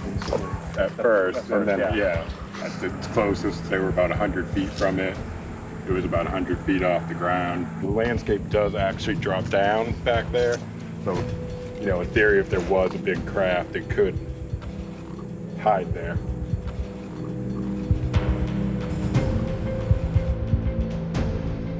The big event was called the incident at Exeter. And the incident at Exeter really became known to people far and wide after John Fuller's book came out. And it brought into fame and under the spotlight several figures. One was Norman Mascaro, who was, as a kid, going into the Navy at 18 years old back in the fall of 1965. And he was down visiting his girlfriends. Norman Mascaro was hitchhiking home from his girlfriend's house in Amesbury. And as he got to this farm, this large red object kind of swooped at him out of the sky. He was terrified and dove behind a stone wall. Because it came out of a red glow with the alternating blinking lights back and forth.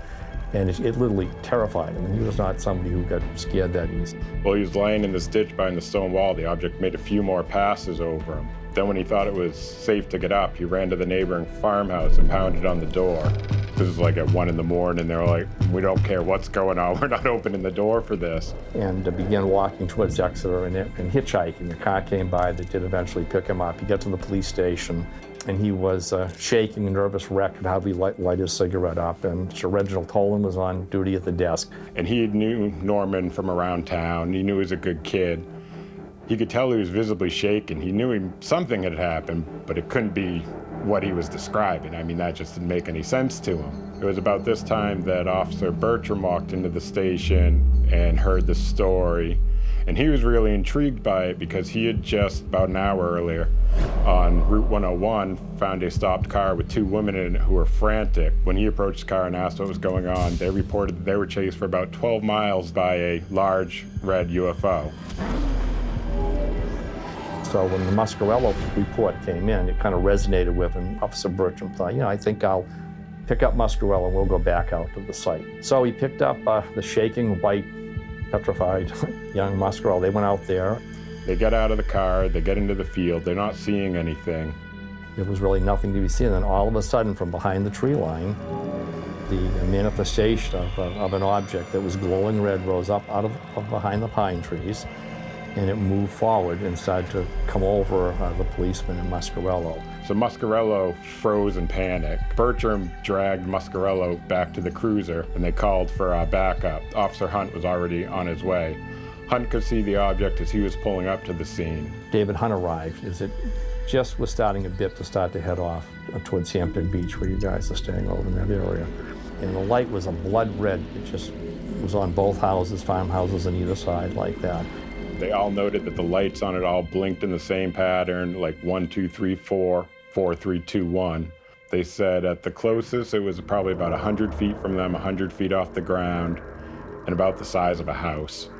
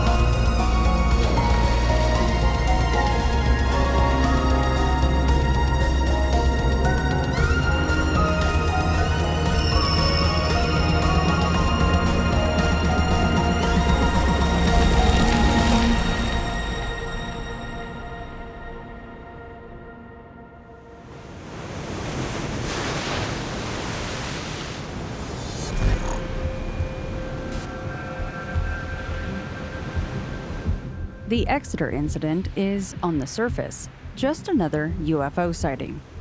The most intriguing aspect of the event seems to be the number of witnesses involved, as well as the amount of the time the object stayed on the scene. Like Dan Weiss's sighting, the fact that these craft seem to hover in the air with lights flashing flies in the face of what we would expect from visitors from another galaxy attempting to simply observe humanity. UFOs have supposedly been visiting us for centuries now, but we still have no idea what their origins are. But that hasn't stopped researchers, investigators, and television theorists from staking their claim to a multitude of ideas as to where the UAPs are coming from, and yet, it all really boils down to just a small handful of core ideas. Martin Hawata, or Malava, is a tribal elder who lives near Rimrock, Arizona, who can help set the stage for the centuries of beliefs relating to the possible root of the UAP mystery. During our discussion, we were instructed to leave the name of Malava's tribe out of the interview, and also to refer to him as a Native American. It's important to remember that simply boiling down a belief system like that of Malava's people into one core principle is impossible. His people have distilled centuries of stories regarding the past and future of mankind into a series of sacred objects that no one outside of Malava's people and a few trusted friends have ever even seen before. The objects help to tell the tale of the Star People, who, according to his ancestors, have been visiting Earth since the beginning of time in an effort to save us from ourselves. I have to put it in a way that I have to protect my people. Okay. So I'll tell you some of these things, and I'll show you some of the things. I really only showed a few people. This is the Star People. They're not of this, they're not from here, they're from a different place. So what they would do is they would look for these X's on different planets and different worlds and different places on our Earth. That's why if you look really close to this, he's sitting on some type of it looks like a triangle, a black triangle down here. This over here in the corner means infinity, like outer space where it doesn't never end. And then behind him is a giant star where he comes from. And over here is the moon. And this is Earth. This is like his spaceship. But you know, it doesn't look like this. This is what they made to tell you this story. So all of these stories are part of all this, and there's a lot more that goes to this. This is the bottom where he takes off. This is clouds. This doll is not Mayan, but the headdress is Mayan because they're descendants of who we are. These star beings here, this is their porthole that they can go from one to another.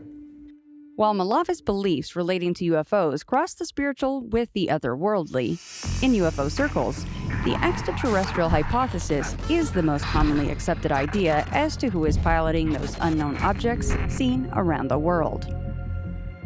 Because the UFO phenomenon is so widespread and hits a diversity of people, and because we don't really know what is responsible for the sightings, there's a whole breadth of possibilities and theories for what is actually a UFO or what's behind the UFO or what's piloting a UFO. I think for the most part, most people probably fall into the nuts and bolts or kind of classic ET theory where it's, you know, the little green men sort of thing.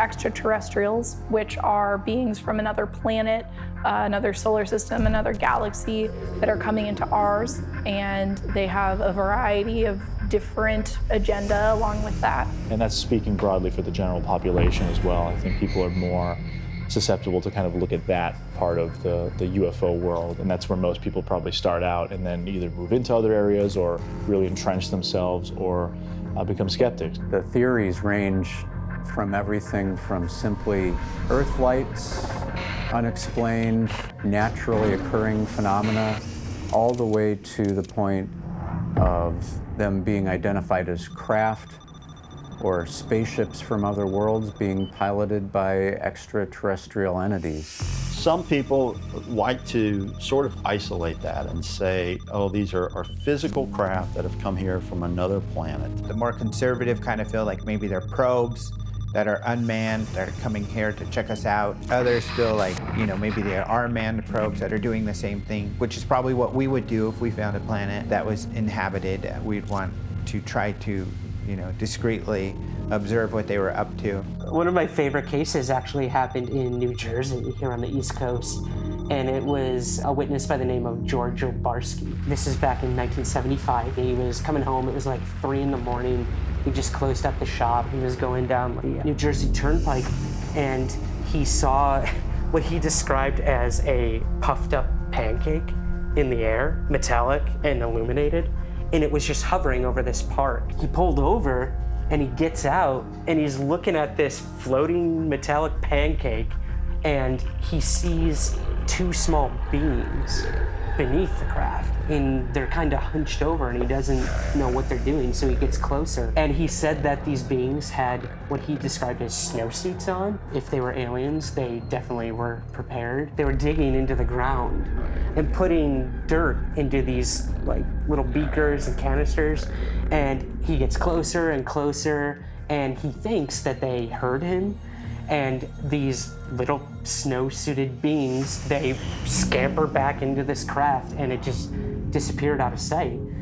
So he gets in his car, he drives home.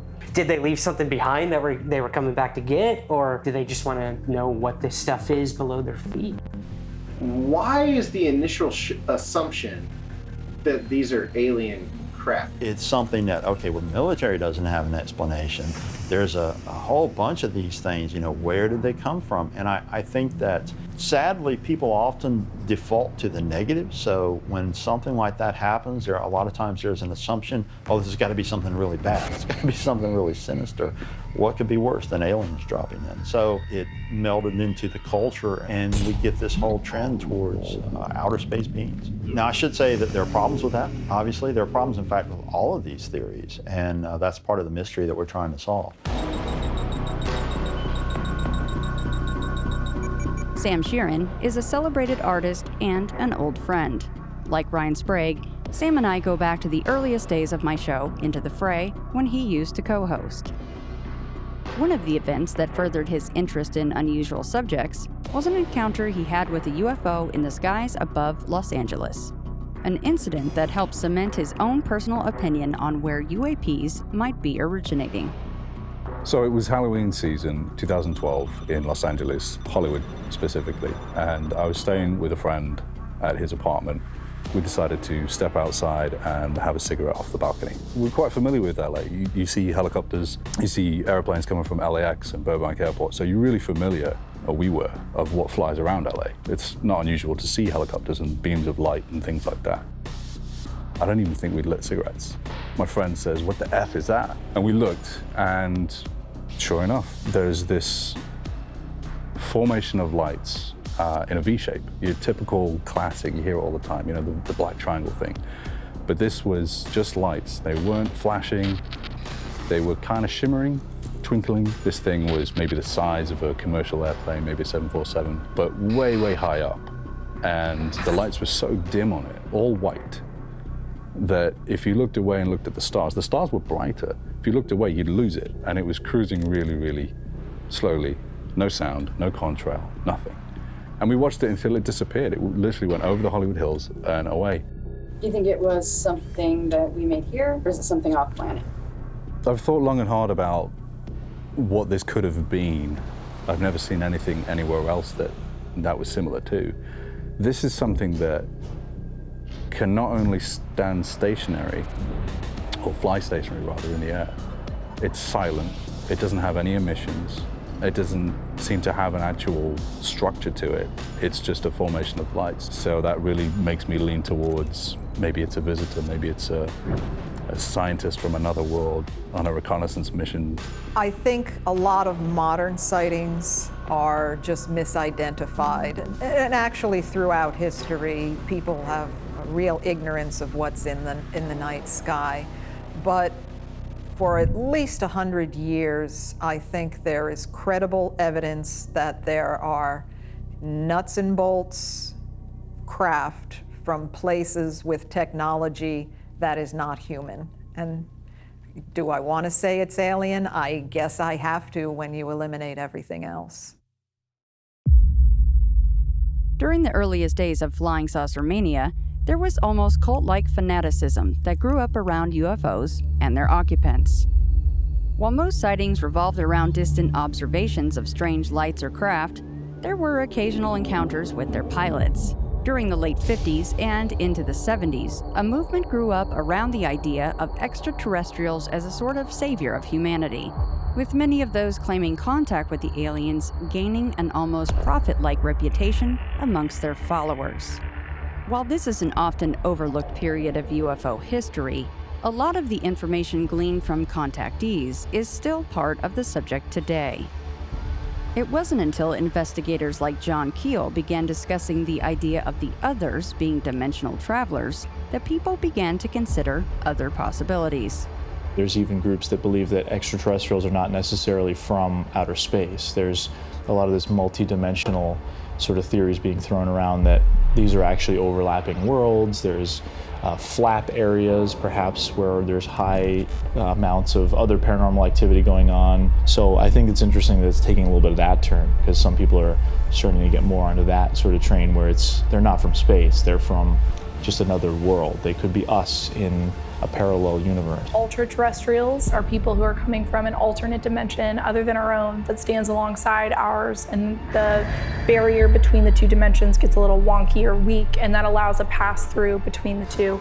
Or that the aircraft is just so advanced that it's able to pass through between that barrier and create a window between the two dimensions. I think John Keel's place in the whole speculation around unidentified things in the skies, his contribution to that was the idea of there being sort of a cosmic trickster behind the scenes. I believe he coined the term ultra-terrestrial to indicate that there was a force or a personal presence operating on a spiritual level that we typically couldn't see. This being or beings would from time to time come into our reality mostly for the purpose of just messing with us for reasons of amusement that it seemed to derive from this activity.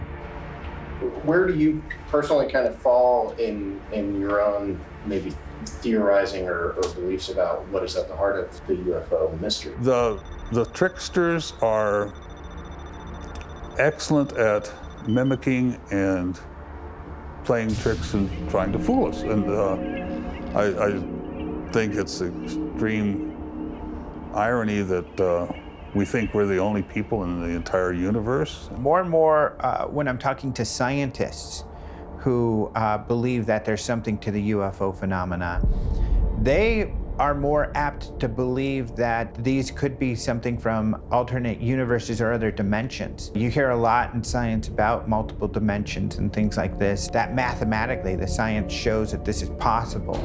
I think there's been a move in relatively recent decades to explain UFOs in an interdimensional way, to sort of take some of the concepts of quantum physics as they're popularly understood and to use that as a way of transporting something across vast spaces and times. My favorite, quite honestly, that these craft are something that are traveling through dimensional borders from other universes. I find that one personally very compelling because of where string theory and quantum physics has brought us today, you know, with this concept that, oh yeah, there are other dimensions of existence. We don't know how to get there, but we know they're there.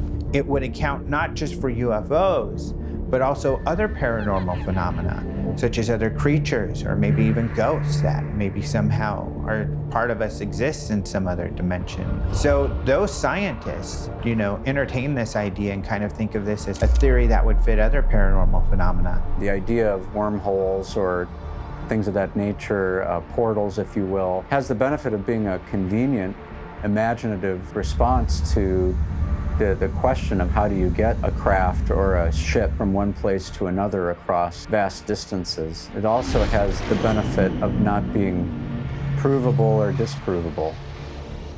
The sheer bizarre nature of some reports is what has influenced some of today's investigators to look beyond outer space for answers as to the origins of UAPs.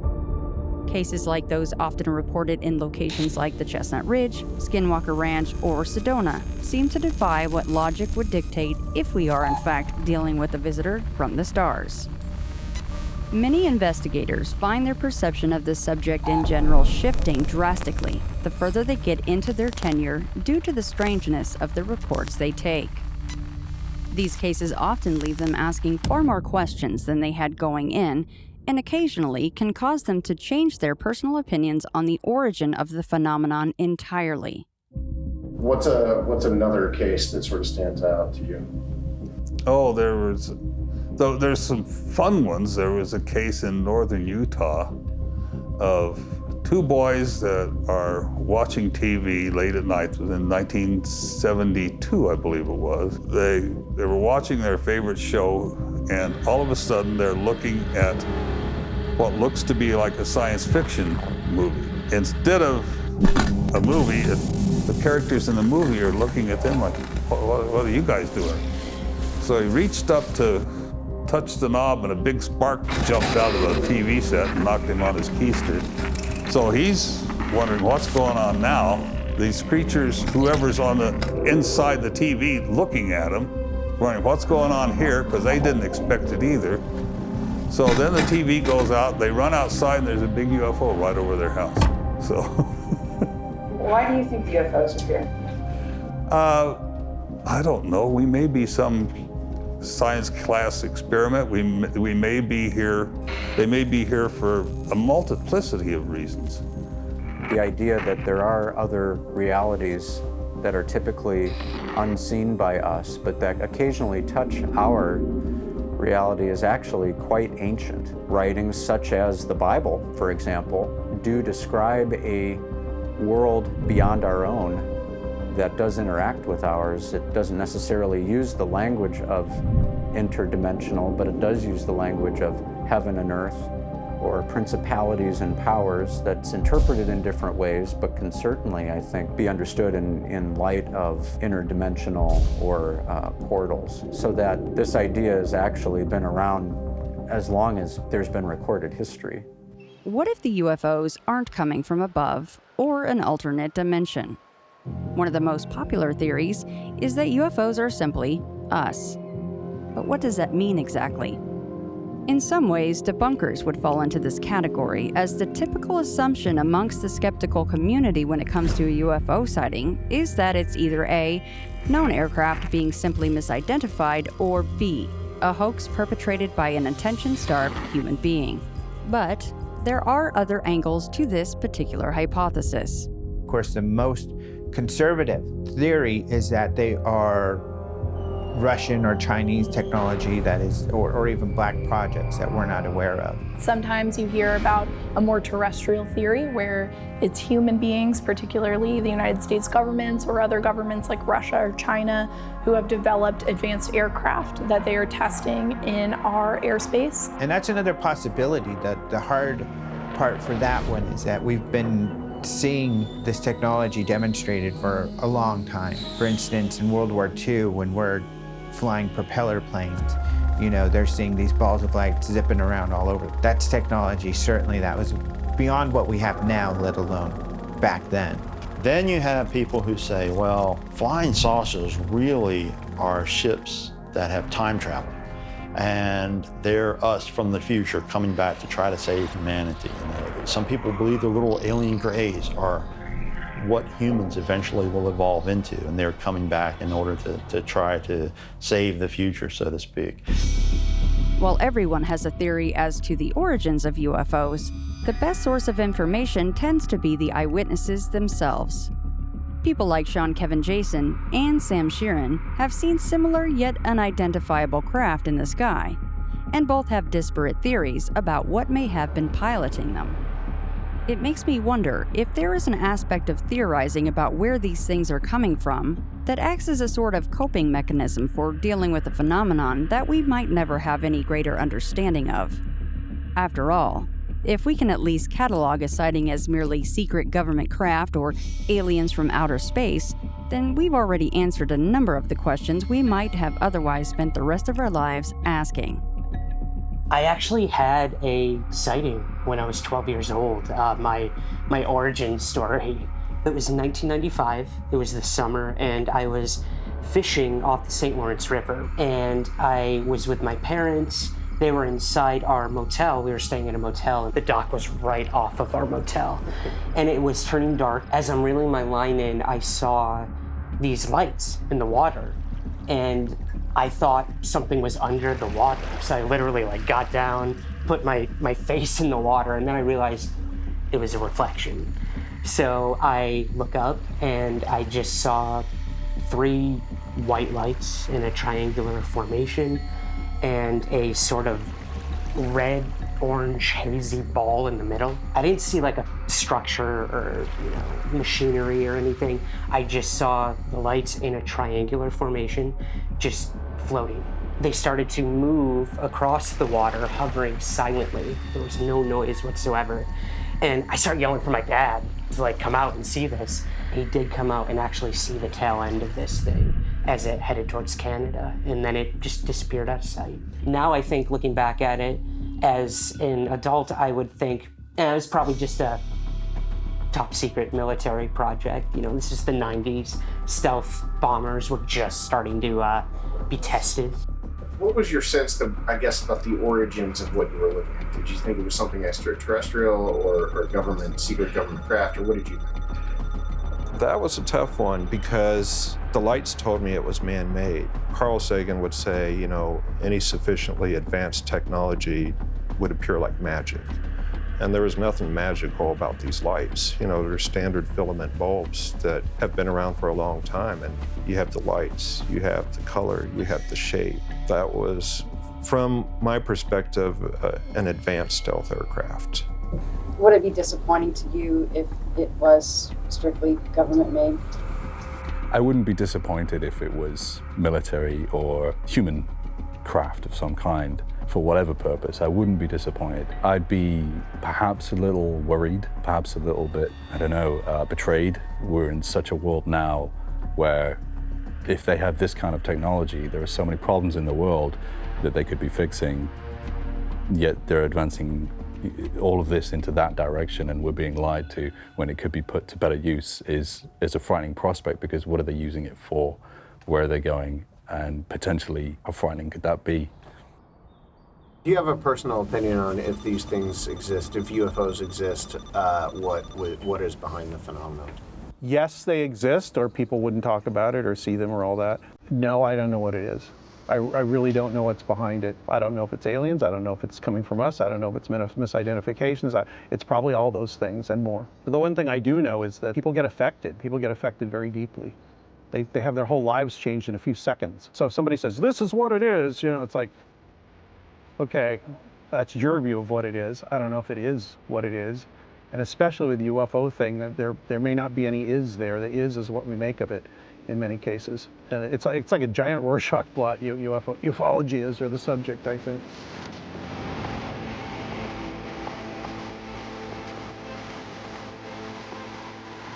I don't really have a theory of origin. I guess maybe it's because I'm still trying to figure out if these things exist, as we've been told they do for decades now. Maybe there's something going on that we haven't even created a hypothesis about just yet. Or maybe the phenomenon is so difficult to grasp that every time we think we have a handle on it, it will change form once again and slip through our fingers and leave us floundering for answers. Witnesses like Ryan, Sam, and Sean remind me of Norman Mascarello, or any of the other witnesses that played a role in the Exeter incident. Following the incident in Exeter, the Air Force arrived to investigate the event, and, as with many cases, Project Blue Book simply wrote the whole thing off as misidentification of known aircraft. In the years following, skeptics came forward to offer their own alternative explanations for what it was that was witnessed that night, all of them failing to enlighten those that were present for the initial event as to what it was they'd actually seen. In 1980, Norman Mascarello gave an in-depth interview wherein he was asked what he believed he actually saw in Exeter that night. His response was that we would have to be naive and ignorant to believe ourselves alone in the universe, but ended by stating that he didn't know what it was. Mascarello died in 2003, and up to the time of his death insisted that what he'd seen was something extraordinary. Coming up on the next episode of On the Trail of UFOs. This is Nevada National Security site area here, so they don't have to play by the same rules as the military. And this is one of those where One person came out and said that he worked on back engineering alien technology at Area 51. Well, of course, the rumor was that, Bob Lazar was working out there reverse engineering extraterrestrial spacecraft, and maybe they possess alien bodies. I knew Bob Lazar before he worked at Area S4. So several months we met at John Lear's house, and he came in and he says, "You guys are totally freaking right. I'm working on one of the things."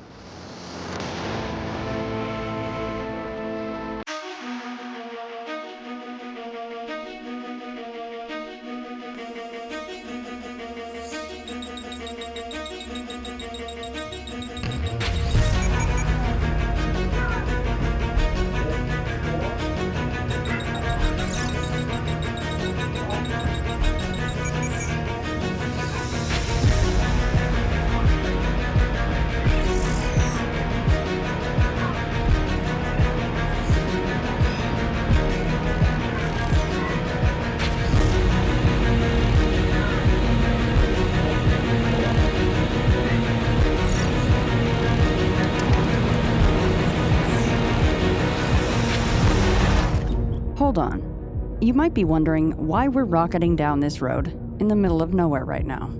Let's start over. This is a road outside of Rachel, Nevada, known as the Extraterrestrial Highway. It was a hot day in July, and we were making our way to one of the most infamous UFO-related locations in America when we bumped into these guys. One of the men, who has a true fascination in secret government installations, brought a friend of his to see Area 51. Seeing as he had been there before and was willing to lead us there, we said yes. On July 8th, the Daily Mail ran a story about a Facebook event titled Storm Area 51. This innocuous, comical little parody event had somehow gathered over 165,000 attendees in a matter of hours. And in the days to follow, Area 51 would become the center of a meme that didn't want to die. But then again, the name of the Facebook group is a little disconcerting. Storm Area 51. They can't stop all of us. Out of the blue, Facebook explodes with this event. Storm Area 51. They can't stop us all. What is the Alien music? stock. We're doing it. But honestly, I already got my blacklight tattoos. Plus, we have the whole Storm Area 51 thing, but I think that guy said don't do it now. Because it had meant to be a prank anyway. So, okay, with Storm Area 51, if you don't know, on Facebook, it started as an event to be able to go to. It's basically Storm Area 51. There is really no way, there is no precedent for this event. So there is no way to estimate how many people are going to show up. And if you come up to the area, absolutely do not go anywhere near the boundary. Base security will be on high alert. They will not be messing around. If you go near the boundary, if you even look like you want to cross the boundary, you will get arrested. It just so happened, the same day that the meme went viral was the very point in time that we were making our way to Area 51 itself. Unbeknownst to us, while the internet lost its collective mind over Naruto running and clapping alien cheeks, we were at the gates of this very real, very serious government installation.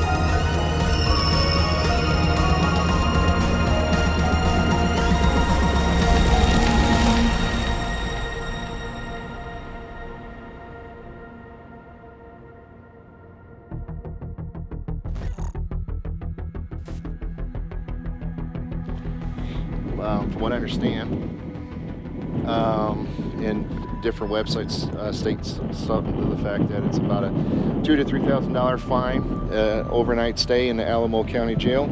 Your vehicle is put in an impound yard about 2 hours north of here, and it's about $100 to $200 a day. So basically, they're taking your vehicle and they're going to sell it on the government. This is Nevada National Security site area here, so they don't have to play by the same rules as the military. They'll give you an ample opportunity to go screw up the rest of your life, and then they'll stop you. Yeah. I mean, that building there has completely reflective glass. So They could be. There could be assuming somebody that in there drinking a cup of coffee, watching us. How many times a day do you think they see people right here? Or down where the cars are? It's gotta be the biggest tourist attraction in the area. You're right, they must just be like twiddling their thumbs like, When here you we go go to again. Rachel, it looks like a dust storm back there often with the cars. Yeah. We happen to hit on a low travel day. Can you elaborate a little bit just in case on what your experience is with the military and all that? Well, I used to be a cop for them, and so I was involved in a lot of cool things. Not here, but What about conspiracy theories, especially those relating to like hidden military bases and UFOs? that stuff.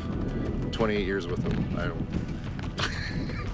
research or something like that. I can see, but the other stuff, I don't do the tinfoil hat stuff at all. You can't escape conspiracies when it comes to ufology.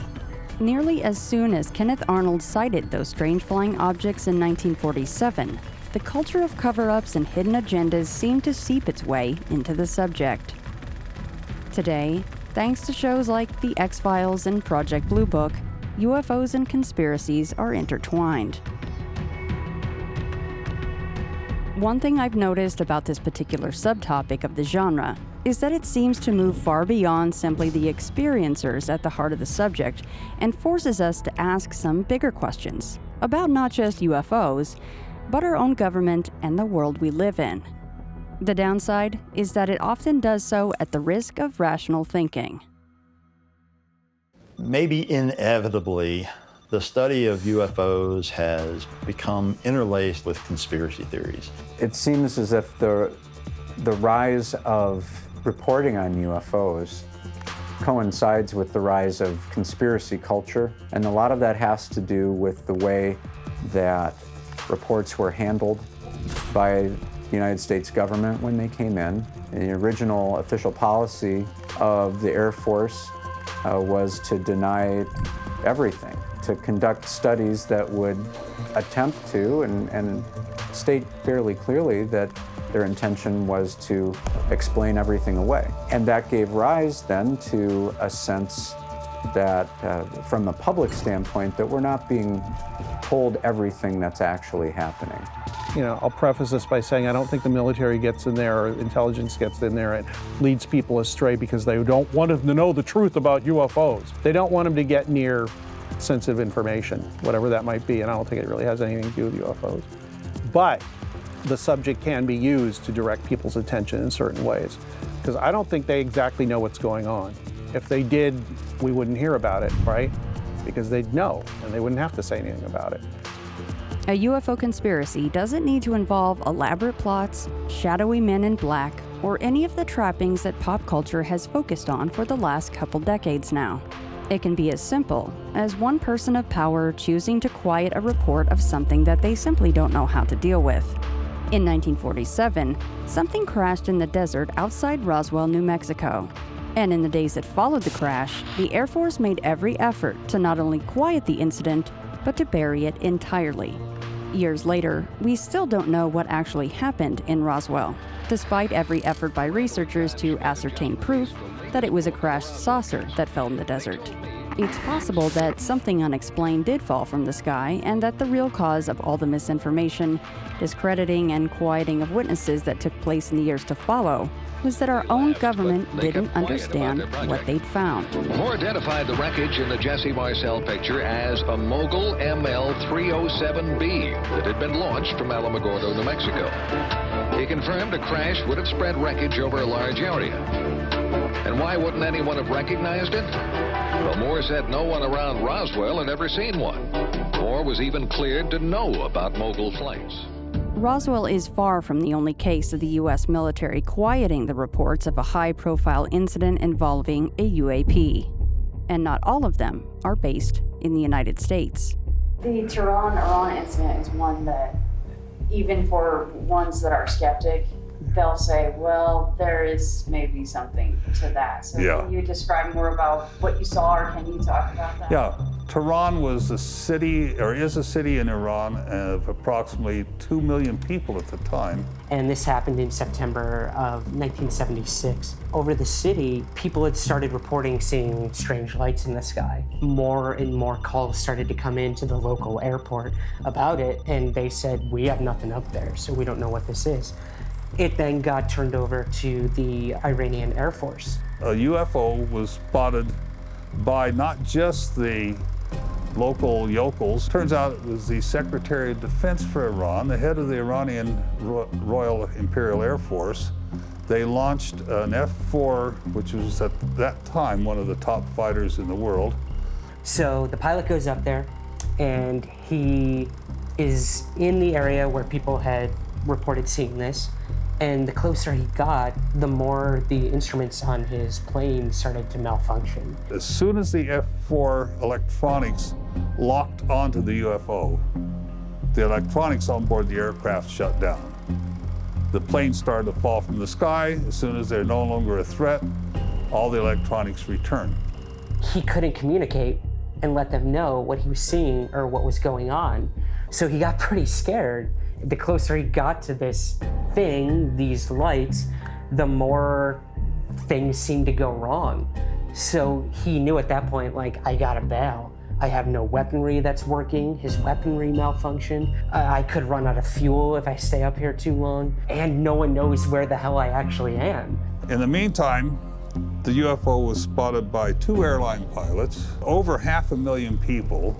The UFO disappears. They recalled the fighters, and then they spotted it across the city on the mountains on the other side of the city. It appeared to land.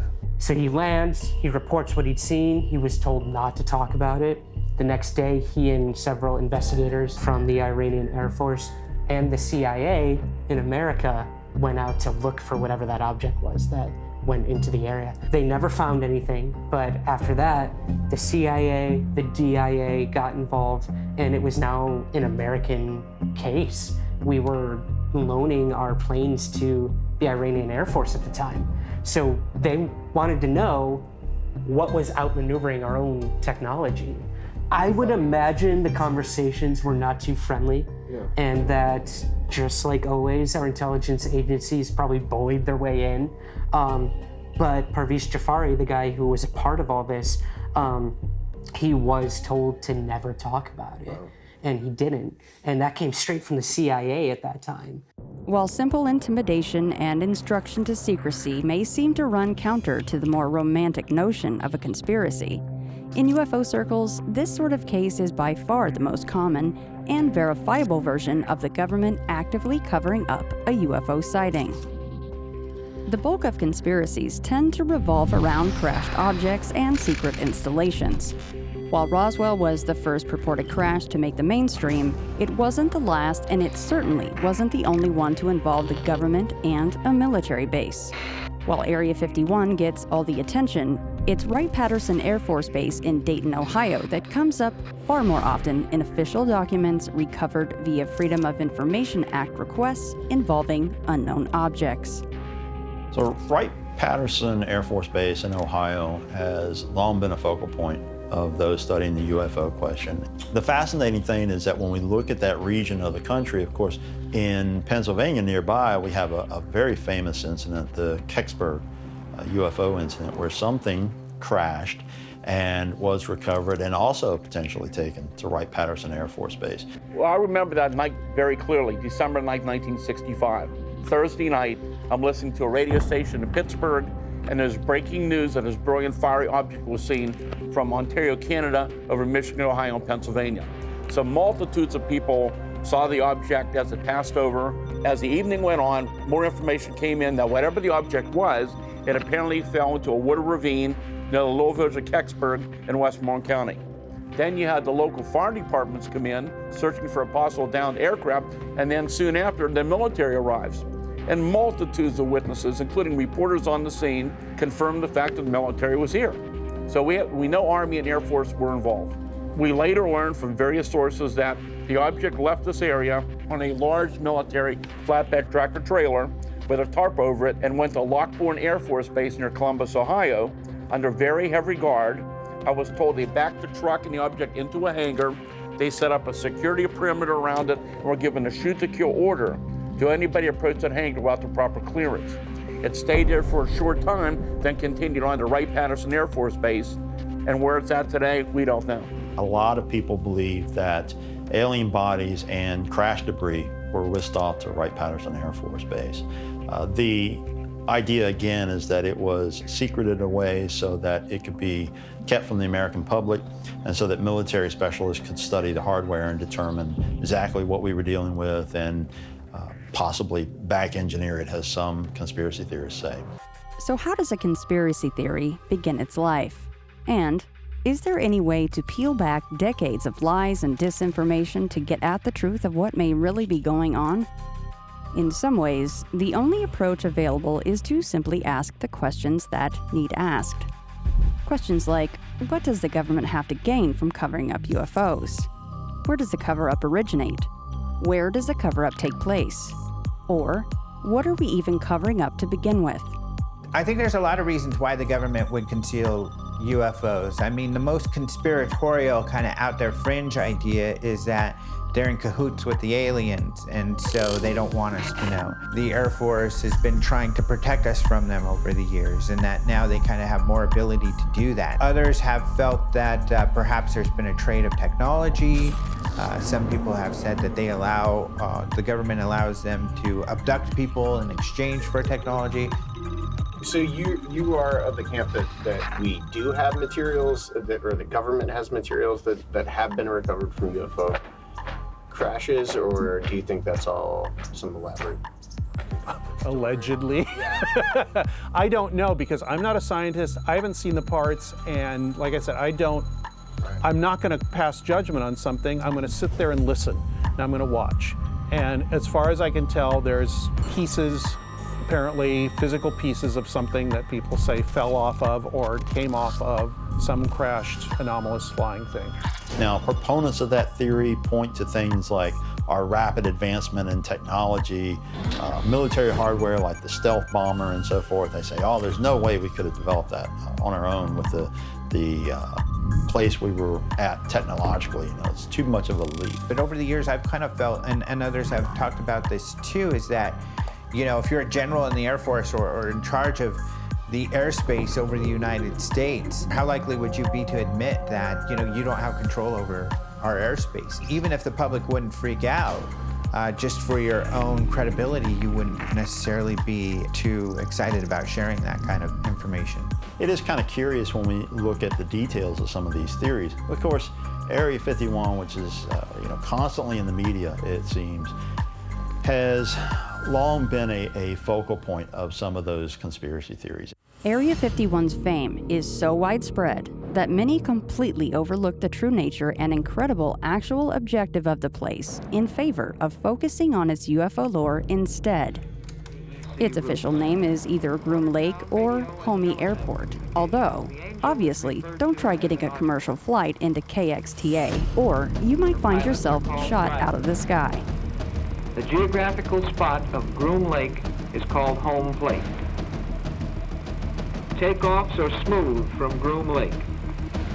The land where Area 51 sits today was acquired in 1955 and encompassed 38,400 acres of land. Today, it's much larger than that. The base is a testing ground for aircraft such as the U-2 spy plane, the A-12, and the F-117. It's a still functioning facility with a massive number of personnel working on site, though most are private contractors who fly out of McCarran International Airport in Las Vegas on the infamous, unmarked Janet airplanes. Today, there's more fiction than reality floating around online regarding the base, and separating the two is nearly impossible without speaking to someone in the know. Most of this was kickstarted in the late 80s by a man named Bob Lazar.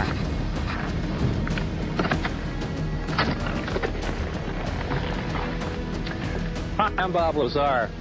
During late 1988 and early 89, I worked on the propulsion systems of extraterrestrial vehicles for the United States government.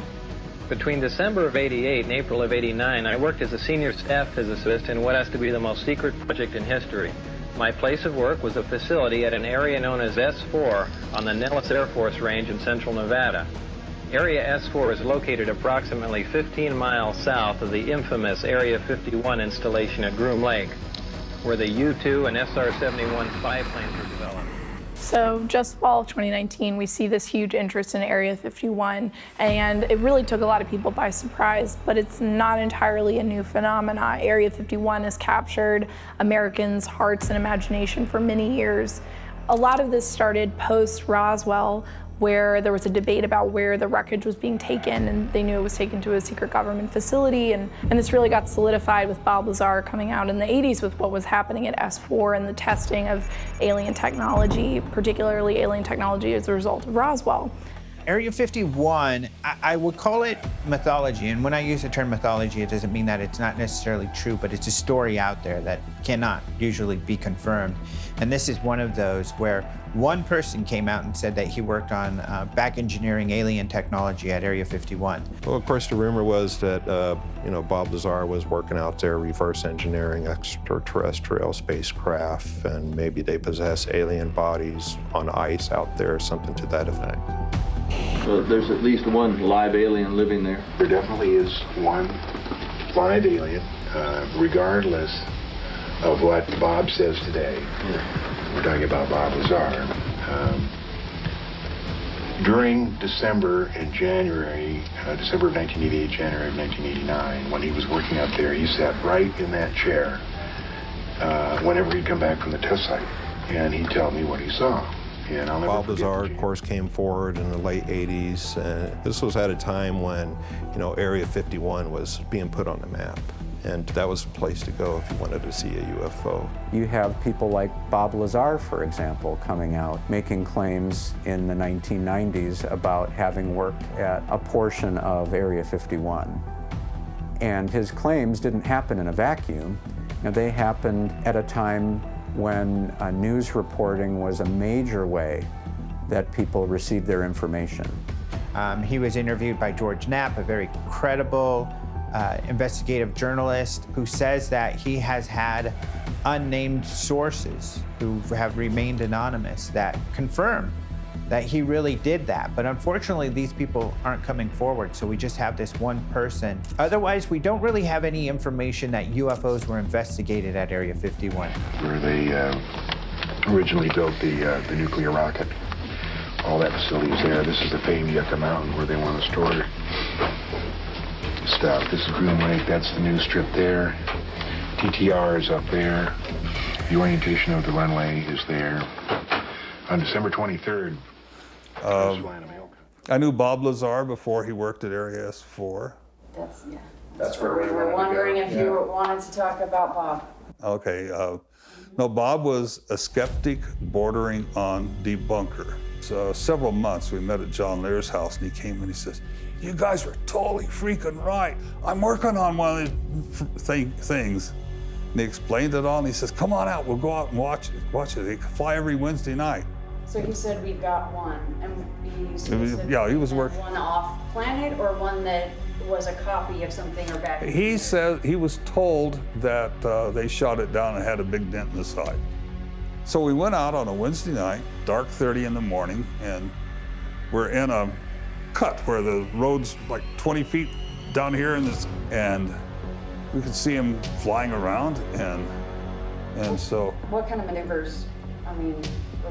Just dancing around. It was all the impression I got, although there's no confirmation, was, okay, it's your night to fly it, Bill. Okay, let's see what it'll do. That's the impression I got, the way it was flying around and doing all kinds of crazy things. It was almost like somebody that knew how to fly was having a ball with the ultimate flying machine, flying around doing crazy aerial maneuvers. You didn't see it up close? No. all we could see was bright lights, looked like starlight, or we're saying, what the hell is that? There's lights, there's the camo dudes, I think they're called, are on the hills above us, shining headlights down on us. So they want Bob Lazar. And so we said, screw this. We hop in our cars and we're heading back. Now we're on a pretty good dirt road doing maybe 60 miles an hour. These guys are in Broncos going across. We get down to the main highway and there's a sheriff blocking the road. So he stops us, takes all of our ID, gives us a big chewing out. Bob gets chewed out. About an hour later, we go back home with stories to tell, but it was. What do you think is actually going on at Area 51 though? Probably not much now, but it's got too much publicity. Remember that at the time, we were in a pretty severe Cold War with the Soviet Union. And the first photographs I ever saw of Area 51 came from the Soviet Union. But no, I don't think they're doing much of any testing out there anymore.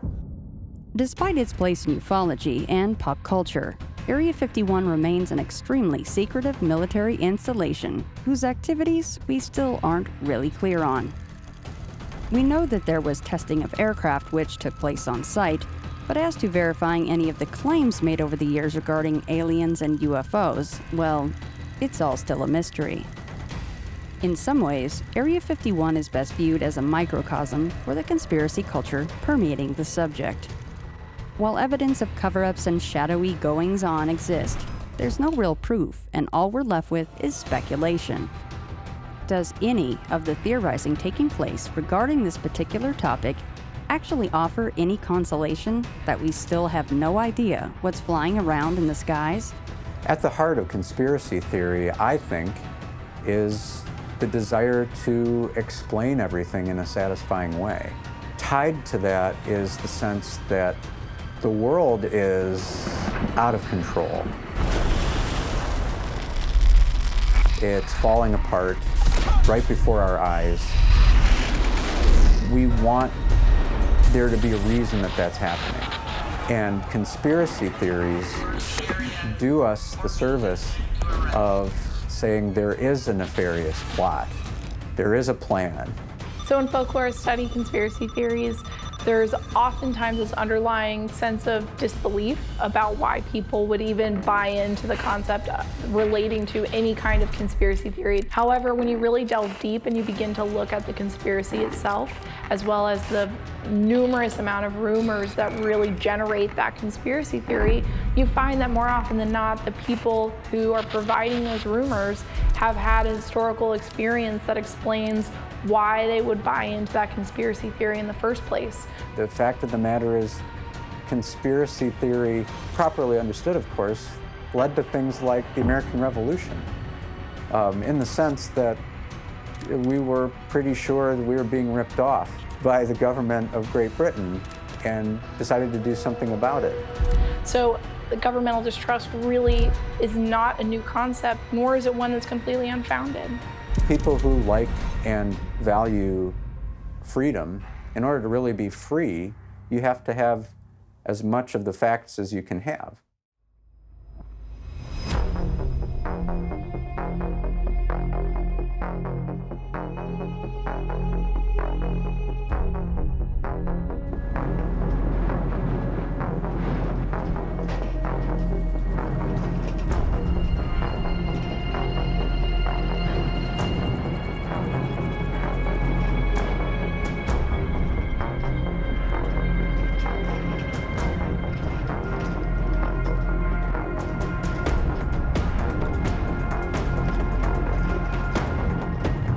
Kind of sounds like there might not be anything going on out here other than like sort of traditional, you know, military craft testing and things like that. Yeah, there's a lot of speculation about how much might be underground.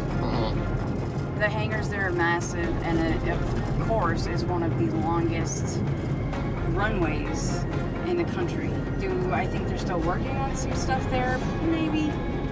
They might be housing some stuff, maybe storing it there. but I think with all the attention it's gotten.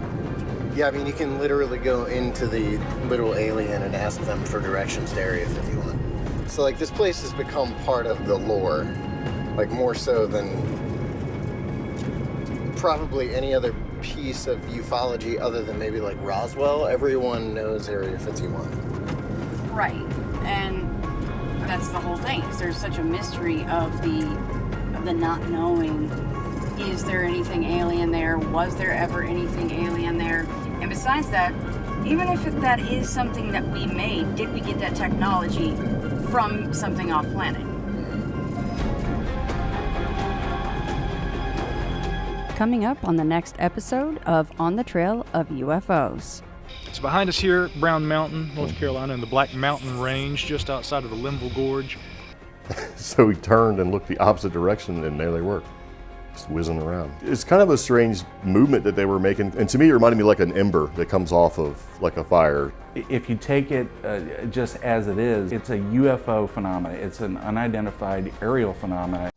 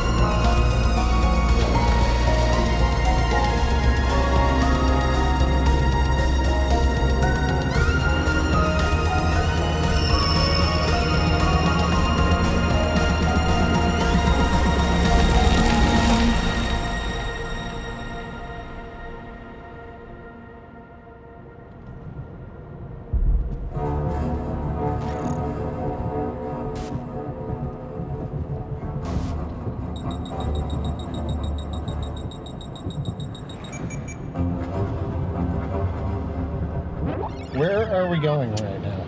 We are heading up to see the Brown Mountain Lights. Well, hopefully see the Brown Mountain Lights. We are in North Carolina, and the Brown Mountain Lights is a phenomena that has been seen since basically man could speak about them. And we are actually here in a peak point of the year. So we are really crossing our fingers and toes that we actually will not only be able to see them, but capture them on film for ourselves. Earth lights, orbs, spook lights, whatever you want to call them. Nearly every place on Earth has some sort of legend revolving around mysterious nighttime illuminations. Unlike the typical UAP descriptions, however, these glowing objects tend to be seen close to the ground, and they seem to gravitate to one geographical area. Places like Brown Mountain or Joplin, Missouri, have a history of these phantom lights that goes back centuries, and are so commonly witnessed that even scientists have spent decades trying to get at a root cause for them. If a UFO is simply an unidentified flying object, then the subject encompasses a number of folkloric elements that often get overlooked, and mystery lights are one of them. These orbs are an ancient, observable phenomenon that falls just outside the boundaries of the topic. But that's the thing about me. I'm not a fan of labels, and the longer I look into various Fortean subjects, the more I begin to wonder if they aren't all connected to begin with. Who am I to leave something like spook lights out of the discussion? So what can we learn from these strange lights, and how do they play a role in the UFO topic as a whole? Spook lights are a tradition usually attributable to small town folklore related to like lovers' lanes. Michael Huntington is a UFO enthusiast and blogger who takes a scientific, skeptical approach to the subject of ufology. He also loves to celebrate the bizarre topics he has studied for most of his life by cataloging unusual legends, folklore, and places around the United States, and you're unlikely to find anyone more knowledgeable about small-town legends and lore. Generally, the story of spook lights is, you know, there's a rural road where something occurred, like maybe an Indian princess committed suicide, or a rail worker had been beheaded, and he's looking for his lost head after some accident. So traditionally, spook lights have been ghost stories. So there are several theories for the origins of the spook lights. One of the ones that you find throughout the different places where the spook lights are seen are that they're attributed to a Native American legend, particularly very often the death of either a pair of lovers or the death of a woman who was betrothed to a Native American man.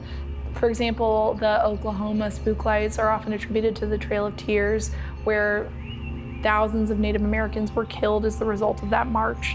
So these moments of death are what lead to these lights being seen in the night sky as a continuing tribute to the Native American peoples. If you take it just as it is, it's a UFO phenomena. It's an unidentified aerial phenomena in that spook lights are generally described as glowing balls of light, usually about basketball size, generally white, sometimes they're amber. I guess some people would describe them as orbs, but you know, we're not talking orbs from like photographs. We're talking objects that move around, that are illuminated, that interact with the environment, will disappear if lights get shown upon them, will cause automobiles, their electronics to be interfered with. When you start talking about spook lights and earth lights, then you have to begin reckoning with lobes, balls of light, you know, the orbs that are typically talked about today, various sizes and colors, but that seem to defy the normal laws of physics regarding electricity or lightning, for example. They're described as lights in the night sky that move around, that seem to dance. They can join together or split up. They can change colors. They move around really drastically, picking up speed, slowing down, really moving at speeds that are not capably understood by most of today's contemporary aircraft. And the frequency by which they're sighted also undermines the idea that they are contemporary aircraft, because what type of maneuvers would occur almost every night? Spook lights have been around forever, and they've been recorded ever since people have decided to write down histories. So some of the places that have a variety of UFO or unexplainable light stories related to them are often referred to as areas where spook lights or orbs occur, because in fact what they are unexplainable lights that occur over various regions. So for example, Brown Mountain, as well as US 181 in Oklahoma and Marfa, Texas. All of these places are home to the spook lights among some others, but these are some of the really famous ones. They've taken a variety of forms. I think there are various categories of mysterious lights. The bottom line is that various times and places, people have seen lights either in the sky or lights in close proximity to them. In some cases, even entering their own dwellings, entering into vehicles that they're in, seen along ridge lines, mountainous areas, along railroad tracks. Whatever is being seen has the property of being a light, typically in a dark place. In Oklahoma, they're called the Hornet lights, and what they look like are lights in a variety of colors that appear in the night sky. They're often attributed to driver's headlights or to campfires in the place of Marfa. However, that's been pretty heavily debunked because these places have such a variety of reports throughout history. I mean, some of these reports go back to the 19th century, so it's really hard to accredit them to contemporary technologies when they have such a historical presence. You can look at folklore of the past, and there are many parallels at the very least, going all the way back to things like mystery lights, spook lights, will-o'-the-wisps, going far back into European folklore. There have been countless stories about don't follow the lights into the woods or something bad may happen to you. Matthew Shang grew up in the town of Asheville, New York, in Chautauqua County. Asheville's mysterious lights haven't gained the same sort of prominence that areas like Marfa or Brown Mountain have, but that doesn't mean anything to those who've witnessed them. What makes Matt an especially useful witness is that his sighting wasn't simply of an illumination glimpsed at a distance. So in the town of Asheville, which is in New York, Western New York, there's a lot of interesting stuff that happens. Mass UFO sightings, ghost stories. People were seeing mystery lights, like just giant spheres. I've heard people talk from like 1 foot to 5 feet in diameter. It's very isolated. There's like you feel very isolated in that town, and it's only like 1,000 people. So I would take night hikes with my friend anytime it was nice out. So what we would do is we would start at like 9 o'clock and then pick a direction and hike. And we would go until we just got tired, really. You know, we hiked maybe 5 miles and hit this field. And we were gonna set up in the field, but decided against it and broke through the tree line on the other side and continued hiking into the forest again. We went underneath the horse fence. Soon after that, we saw a soft blue light in the distance, and we thought that it was a person, because there are backwoods people in Asheville that they stay to themselves. This light kind of was just getting closer and closer, and it was kind of just like waving back and forth, kind of going in a zigzag motion. It got maybe 25 feet in front of me, and it was maybe 3 feet in diameter. It was just like a ball of energy, and it was very like soft. Darker towards the center, and it would get bright and go out, and then it'd go out like that, and it just did this like ring thing. The closer it got, I kind of fell into this like dream state. I remember looking and seeing my friend, and he was in the same kind of state. He was just kind of like in awe, and I like snapped out of it. And I started saying that we need to go, because my body was just like, yep, now it's time to run. Both of our adrenalines were pumping. We were running, and we hit a farmer's plot eventually. We waited till sunrise and just kind of waited on his land, and then asked him where we were. And we actually ended up in the town over from us. We just kept running. And so we walked home after that. Will-o-wisps might be one of the oldest examples of a UAP. They were seen quite frequently around the moors and bogs of England, and were typically said to be simply a floating light. By the time the first settlers began setting down roots in the Americas, they were almost immediately recounting sightings of lights moving through the forests and across prairies of the New World. These phenomena seem to have far more in common with what we know as spook light or orbs than the typical flying saucers reported in the 1940s. From the 40s into the 1960s, sightings and legends began to grow up around phantom lights. Joplin, Missouri is home of the Ozark Spook Light, a mysterious glowing orb that was frequently encountered on back roads late at night. In Marfa, Texas, a near hysteria mounted around the enigmatic illuminations spotted in the forests around Highway 90. Like Brown Mountain, there's even a specific pull-off to head to if you want to catch a glimpse of the mystery lights. Micah Hanks lives near Brown Mountain in the city of Asheville, North Carolina. Micah has made a name for himself in the field by writing for various websites and hosting radio programs about Fortean subjects. He's also spent days and nights combing the forests around Brown Mountain for answers to the mystery of the lights. It's behind us here, Brown Mountain, North Carolina, in the Black Mountain Range, just outside of the Linville Gorge. And off in the distance, you'll see a very flat mountain ridge that tapers off, presumably toward the direction of Boone, North Carolina. And that rounded ridge line marks the end of Brown Mountain. I've camped over there many times over the years, and I'll tell you, it's like any other wilderness. There's nothing really peculiar about that terrain, but this is ground zero for where these lights appear. I mean, people see them, and I've seen some really good photographs from over here in the Linville Gorge, but I've spoken with firefighters, locals, campers, hikers. Most will tell you that where you see the most of this is literal Brown Mountain proper, which is what's right behind us here. And of course, we're at the viewing location. There are a lot of different interpretations of what they might be. I mean, going all the way back to the 1920s when George R. Mansfield comes up here with USGS and he does his survey from over on Ginger Cake Mountain, his idea was that it had been oncoming lights from locomotives way off down toward Lenore and off in the distance. But the problem with that theory is that there are a lot of photographs that I think are credible photos from over the years that show these things coming up over the ridgeline and into the air, which railroad lights don't do. I mean, even counting in, things like atmospheric refraction and mirages, that still seems like a kind of a far out explanation for me. Some of these lights do appear to actually be airborne. They're very much like what we'd call ball lightning, which we also can't explain completely.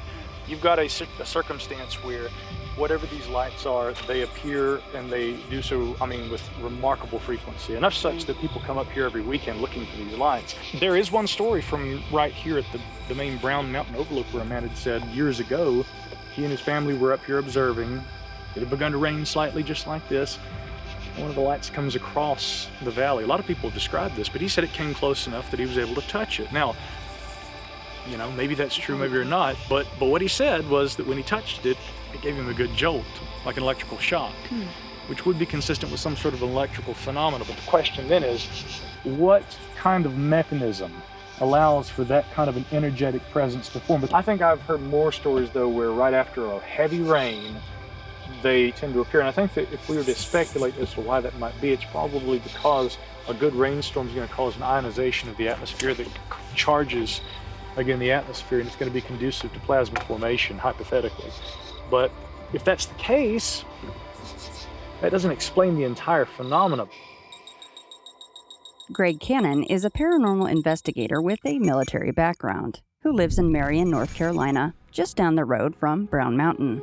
Having grown up in the area, Greg was vaguely aware of the Brown Mountain lights, but it wasn't until recent years that he began looking into the subject for himself. We always heard stories, or I always heard stories from my cousins and my parents and family about, Brown Mountain lights. The phenomenon didn't really mean a whole lot to me when I was a little kid. As I got a little older, I wanted to go check them out and kind of see what the Brown Mountain lights were all about. So when we moved back to Marion and got settled in, we started trying to go see the Brown Mountain lights. We actually met some people who would go see them all the time. It wasn't a matter of timing necessarily. It was sort of like the environmental conditions had to be right. You need to have a period of wetness, like rain for 2 to 3 days, and then once it sort of dried for a day or two, if there was a 30-degree shift in temperature roughly, you could go and actually see the Brown Mountain lights. And that's what we did, and we showed up and went to the pull-off area. We actually pulled off and we went and stood by a bunch of people and brought a bunch of camera gear because we were going to take pictures and document it. Had no luck, so actually went back to the vehicle and dropped our camera gear off, started to kind of shut things down a little bit, and there was a nice couple standing in front of our van, and they said, "Are you here to see the Brown Mountain lights?" I said, "Well, yeah." And they said, "Well, you're looking the wrong way." So we turned and looked the opposite direction, and there they were, just whizzing around. It's kind of a strange movement that they were making, and to me it reminded me like an ember that comes off of like a fire. So if you're out there and you're doing a campfire and you get the embers flying around, except they would just kind of float and fly around and then just whiz off to another direction and come back again, or so it's like it had intent and purpose behind it, and that's what really sort of freaked me out. And some would just fly by pretty fast. I've seen about 11 altogether. They were different colors. It was more like phosphorescent colors, phosphorescent yellow you'd see, sometimes orange and the blue, and that's what I was seeing. And they were about the size of a basketball, and from our vantage point, you're about 5 or 6 miles away. So to see something the size of a basketball had to be really large. And my wife was trying to take pictures, and she stayed at it trying to take pictures and had no luck. I just put everything away and just started watching them through binoculars. It was pretty impressive. The similarities between traditional flying saucer reports and those of UAP-like orbs and mystery lights are more apparent the further you delve into the topic. While there are a number of nuts and bolts craft descriptions, there are just as many reports of simply strange lights in the sky, and often the behavior of these lights seem to mirror those of phenomena like the one you'll find at Brown Mountain. One of the strangest observations by witnesses of both UFOs and mystery lights is that so often they claim that the object or illumination was being intelligently controlled by something. While the Joplin spook light might seem to be little more than a ghost story, it's been observed by numerous people over the course of decades, and its behavior has never changed. The same can be said for any number of odd luminescent objects or beings seen over the centuries. While on the surface, phantom lights and traditional UFOs might seem to have nothing in common, these rarities do actually inform one another and possibly even offer insight into one another. Certainly, if nothing else, opening the door to examining folklore in a new context. But I think the one thing that seems to characterize the spook light phenomena, which the whole idea of the spook light or the ghost light seems to be very North American, is the idea that there is an intelligence to the light itself, and that it seems to want to and even delight in interacting with human beings. In some cases, the description is even given of that light seeming to dance with a participant, so that there is this interaction. And it's not just a random bolt of lightning, for example, but it's a form of light that seems to recognize when it's being observed and respond to that in some way. Within ufology, there's a lot of different theories as to, what is the unifying phenomena at work with a lot of the different paranormal stuff that's going on. Perhaps there is something in the environment. Perhaps there are locales where the environment, the conditions, perhaps in the electromagnetic fields, perhaps in the mineral content, that allows for these things to occur. Maybe they're natural, maybe there's some sort of quantum or even metaphysical thing going on where maybe these things are real and they come from a different reality, a different dimension, a different realm, and from time to time these things can kind of cross boundaries. Why has there been this change in the terminology from UFO to UAP, and what does that relate to? Is that just because of all the lights in the sky, like the orbs and all that, so it can encompass everything? Or if we go back to when the term UFO was actually created, it was created by the Air Force. They were the ones who called it unidentified flying objects, and that's because of the high strangeness that was being reported by the public. They were seeing the weirdest stuff in the skies, and the government and the US Air Force had no explanation for it. So when they decided to finally investigate these things, they created the acronym UFO. And this was to downplay the more weirder aspects to all this. It's just an object in the sky that's unidentified. Don't worry, we got this, we'll identify it eventually. I think as the years have gone on and the phenomenon has evolved as well and become possibly more elusive and possibly much weirder, the term UAP is a lot more, I think, appropriate. It encompasses a lot more than just a solid object in the sky. I didn't see a solid object in the sky. I saw weird lights in a triangular formation. So for me, that's an aerial phenomenon. It's not a UFO. A lot of investigators now within ufology are looking at spook lights. Mostly they're looking at spook lights because they are localized and they are frequent and they are constant. And you can set up equipment, you can monitor a location for a long period of time and attempt to document the anomaly and try to figure out the causation. Unlike, say a flying saucer sighting, which, comes and goes. If we haven't figured out what the hell UFOs are in the past 70 years, it's time to look at it with a new lens. Change the vocabulary if you have to. Whatever is gonna make us find answers and ask new questions of the phenomenon, I think is important. So when UFOs sort of arrive on the cultural scene by the late 1940s, 50s, and they're rising to prominence in that period through the 50s and 60s, popular magazine articles began to depict the Brown Mountain Lights as the Brown Mountain UFOs. But prior to that, again, if they were anything other than prosaic misidentification of things, or maybe some kind of unidentified natural phenomena. If anything, they were called ghost lights. Now, I will say this, a friend recently brought to my attention something. She'd been listening to my podcast, and she had heard me on the show say that there were no Native American legends that recount stories of the Brown Mountain Lights, even though by the 1950s and 60s, popular articles began to say that Native American legends among the Cherokee tell of the Brown Mountain Lights. And so I'd mentioned that. She said, actually, I found something that you'll find interesting. And there was an account given by James Mooney, the anthropologist who truly chronicled the myths of the Cherokee here of Western North Carolina. The story talked about, this was sort of almost like a cosmological story about the origin of stars, is what it was. But the way it describes the stars, it tells that a couple of people had seen these two lights moving across the mountain up in the sky above the mountain ridge one night. And so they say they go up on the mountain and they find these two furry creatures with faces kind of like ducks protruding out of it. And they take a couple of them back to their camp, and they say that these creatures, stayed with them by daytime, but that they glowed at night, and that finally they let them go, and that when they did, they rose back up into the heavens and became stars. And so this was a myth, clearly describing where stars come from. The way it described the stars moving over the ridge line, it very least implied that there could have been at some time some sort of an observation of something, which again, in prehistoric times, if that indeed is where the legend comes from, I mean, this would have to entail something moving through the sky that clearly isn't a star. Other celestial phenomena like meteors or comets might not be ruled out completely, but at very least the way that it was described in that legend, it was suggestive of sort of how the Brown Mountain Lights appear at times.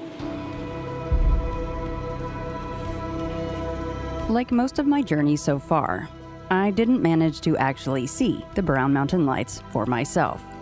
Despite the weather conditions being essentially perfect, this phenomenon just didn't feel like coming out to visit with us. Even this far into my trek across the US in search of answers, I'm reminded again that you can't simply walk out your front door and encounter the unknown. Places like Brown Mountain seem to serve as little more than further proof that simply trying to find the pieces, let alone assemble them, is going to be the most difficult part of the puzzle of ufology.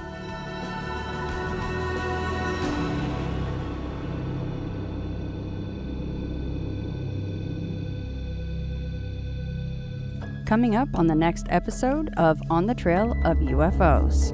You know, it's one of those things where it's like, you always look back and you're like, did it really happen? Was it real? But one morning I woke up and there was dried blood coming out of my nose. Scoops in the back of my neck here. I've avoided looking too deeply into the abduction side of the subject, maybe because deep down, I'm aware there's something so primal and terrifying about it.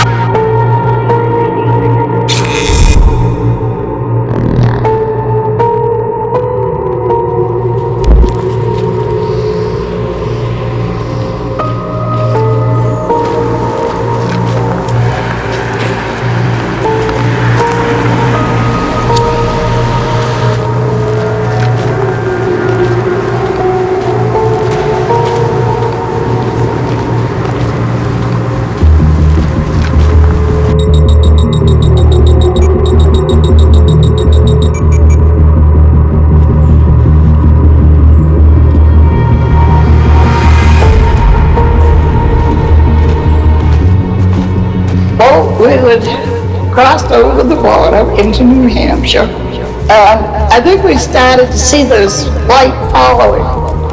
Actually, in the very beginning, I noticed a bright light in the sky.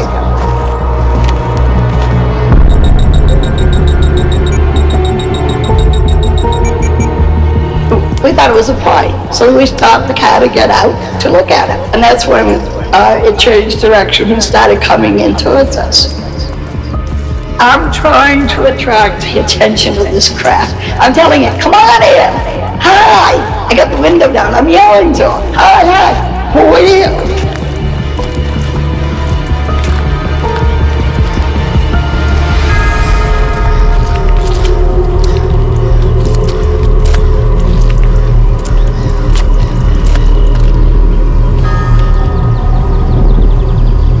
And at that point, he left the top of the mountain, came out over the highway and stopped in midair directly in front of us. Bobby got out with the binoculars in an attempt to identify the craft. And when he looked up, he saw a circular window, and he saw these men standing behind the window looking down at him, and he became frightened.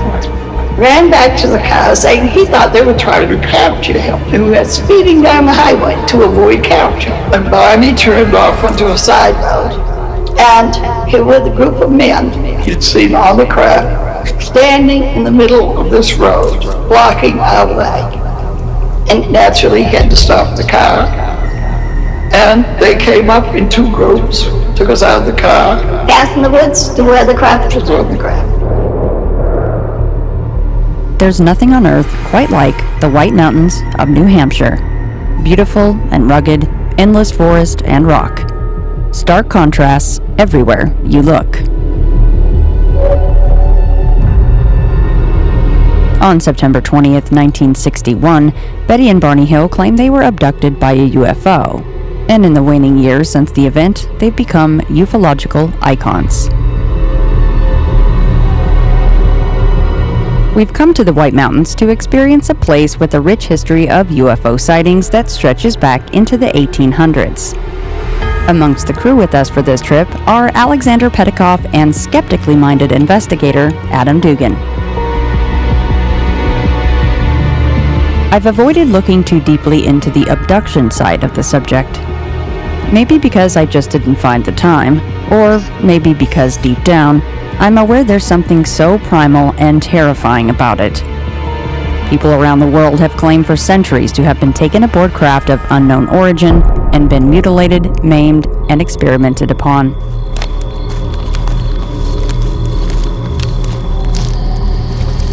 If I'm going to look into this topic, then there's no better place to start than where it all began.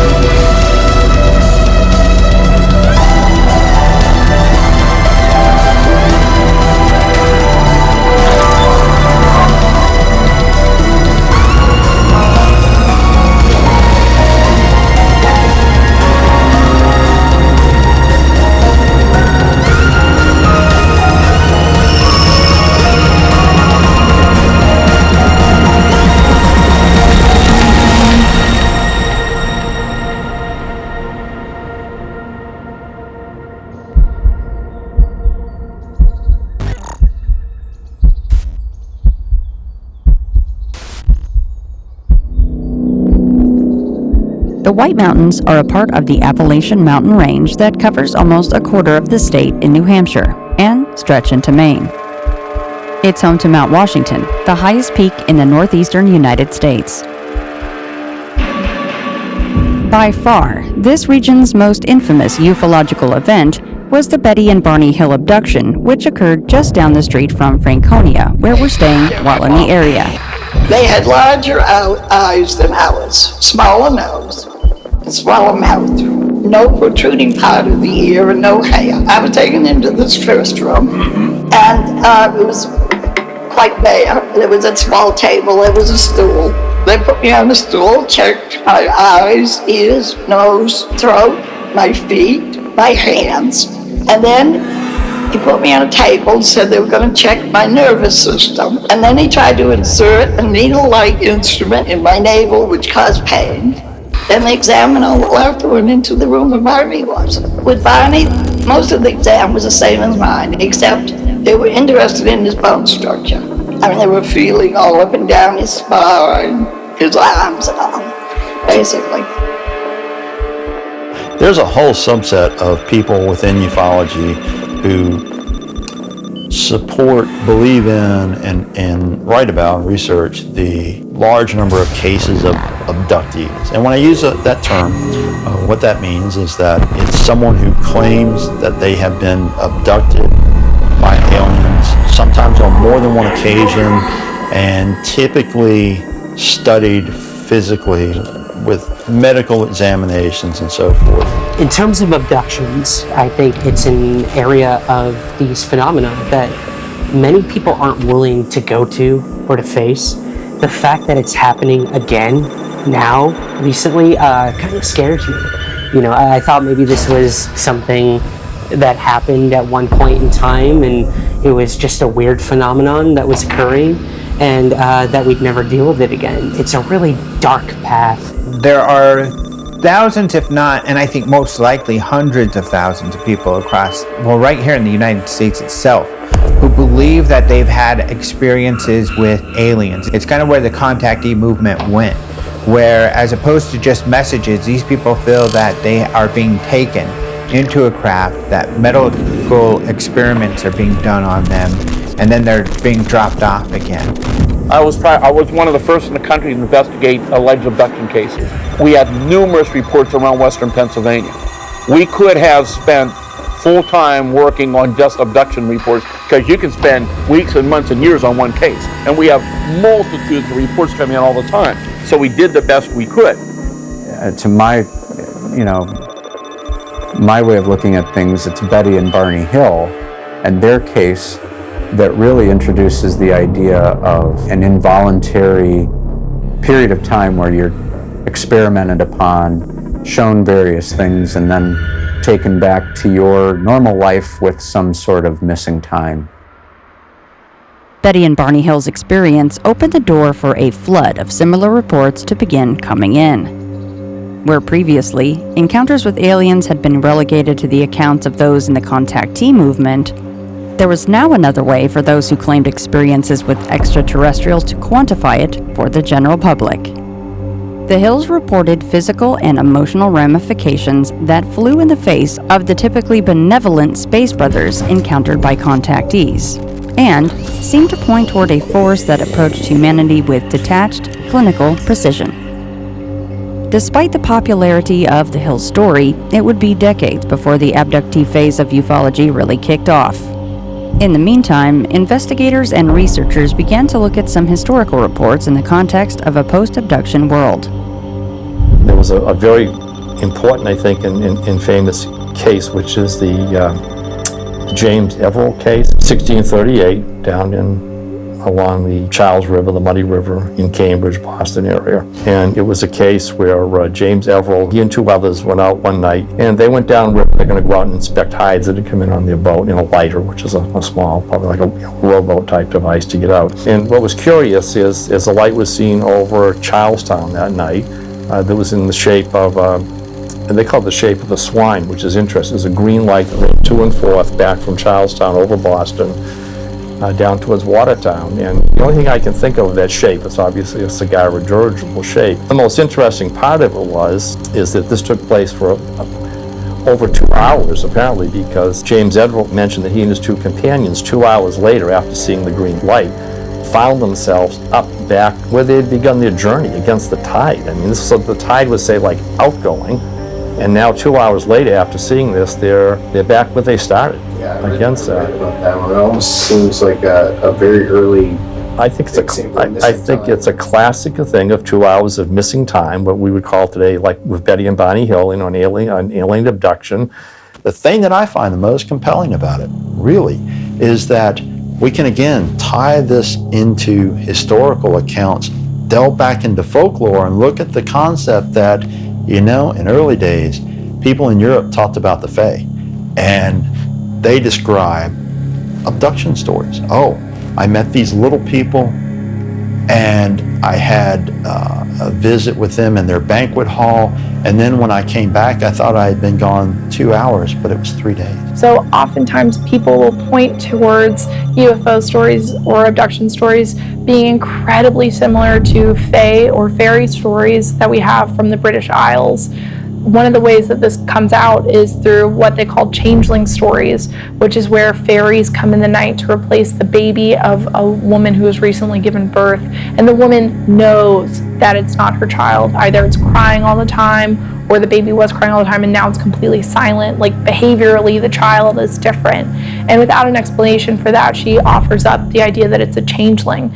More often than not, this is a very poor end for the child, where it's then abandoned in the woods, for example, because the mother knows beyond a shadow of a doubt it is not her child. Instead, it's a child of the fae.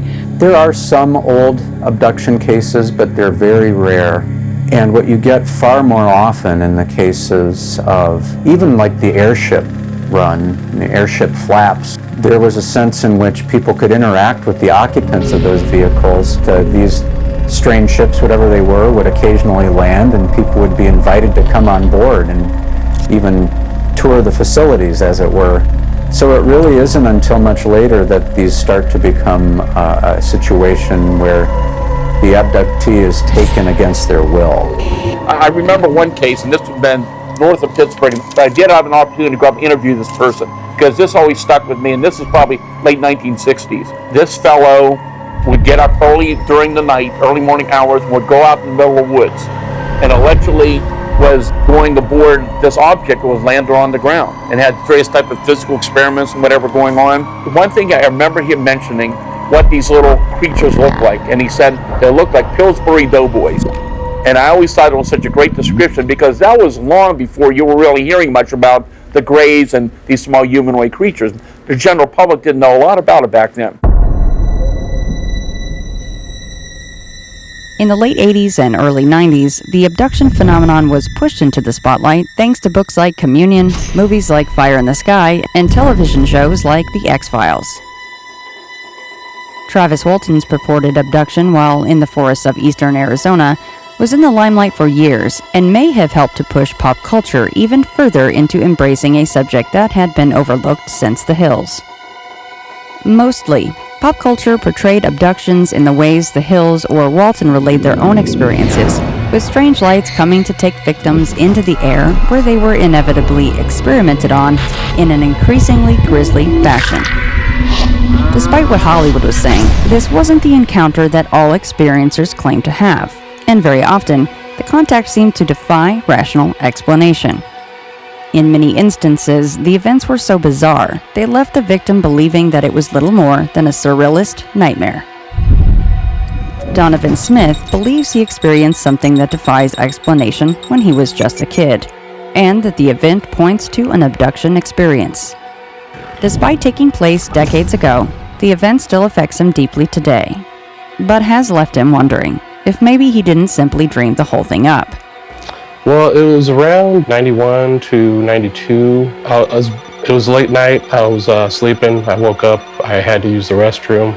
We had 3 bedrooms and we had 3 kids, so 2 of us had to share a bedroom, so we had bunk beds in one of the rooms. I happened to be sleeping on the bottom bunk, and one night I woke up and I swung my feet over the side of the bed and I was just sitting there. I looked down and there was nothing, and I looked back up and I went to go stand up and I couldn't stand up for some reason.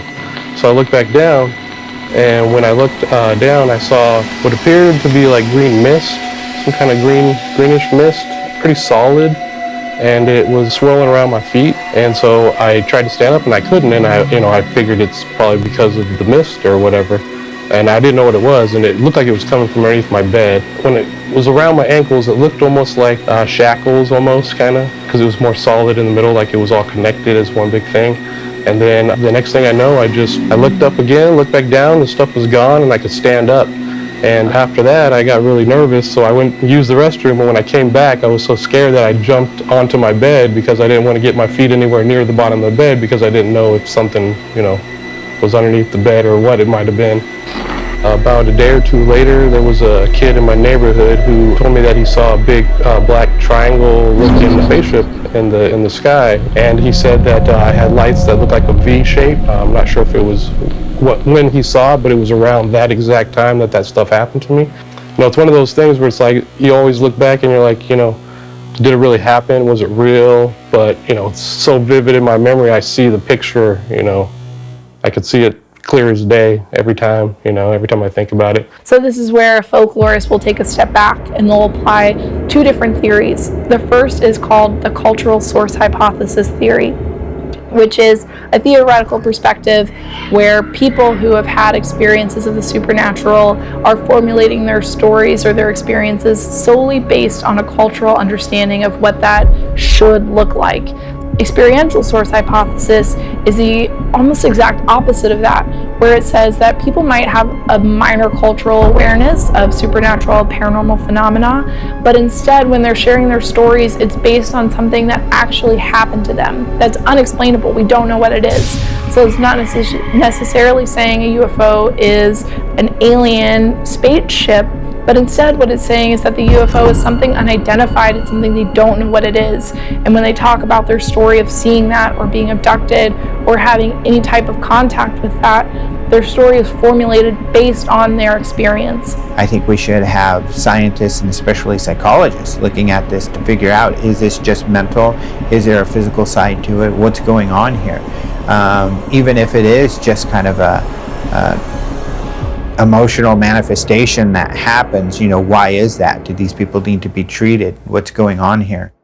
Traveling the seemingly serene landscapes of some sections of the White Mountains gives me a greater appreciation for how alone and isolated the hills must have felt back in 1961. Here, you're never very close to any real signs of civilization, and even during the daylight hours, you get a sense of isolation.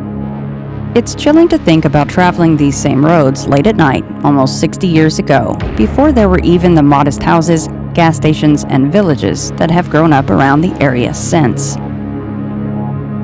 The Hills abduction set the stage for many experiencers to come forward with their own encounters, but it also helped establish tropes that have been reported ever since.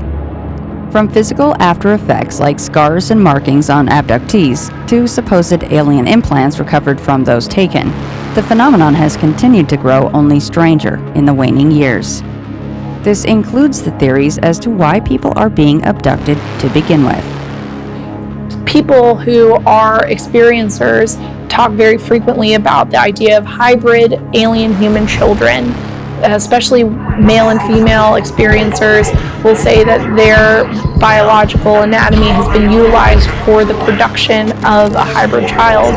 There are some that even feel that they have been, for women, impregnated, or for men, that semen samples have been taken.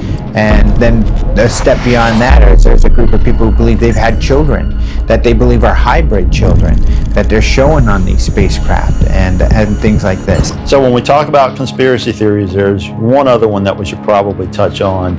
That is a conspiracy involved with alien abduction and the idea that aliens are running some kind of a breeding program or a hybridization program. And it's this concept that there's either something wrong with the genetics of this alien race, or they want to possibly invade our world in a more insidious way by creating alien-human hybrids.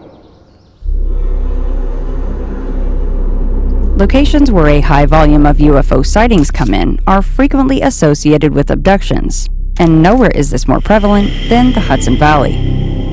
During the 1980s and 90s, a string of triangular UFO reports flooded in from around the area. The Hudson Valley Flaps connection with famed abductee Whitley Strieber is often overlooked, but Strieber was living in the Pine Bush area of the valley in 1985 when the events that went on to inform his best-selling abductee recounting Communion was written. Strieber wasn't the only witness having contact with the pilots of the craft seen around the area at the time. When I first started my research, I really expected that 99% of the stories would be, I saw a distant light in the sky. The largest chapter in my book turned out to be abductions. More often than not. I don't have a percentage for you, but I think the majority of these close, sightings ended up in some sort of missing time, in some sort of contactee experience, or just out-and-out abductions. It was rampant, particularly in the 1980s. I remember I saw this object. We lived by a quarry, so there was like a mountaintop at the end of my road, and I saw a craft there in the daytime when I was a little boy. You know, my whole childhood growing up, I had these experiences, and I saw this craft over the trap rock, and I told my father at one point, and we walked up there. He took me by the hand and walked up the road, and he sent me back home because I couldn't climb up the mountain. And I don't know what he was going up there for, really. I guess he saw it too. You know, I went back home. I'm not really sure if I went back home by myself or I waited for him to come down or what, but different things happened to me through my life at different periods. And we moved from the house, I think when I was about 10 years old. We moved from where we were to another town, and I don't remember any experiences happening until I got married and I moved up here.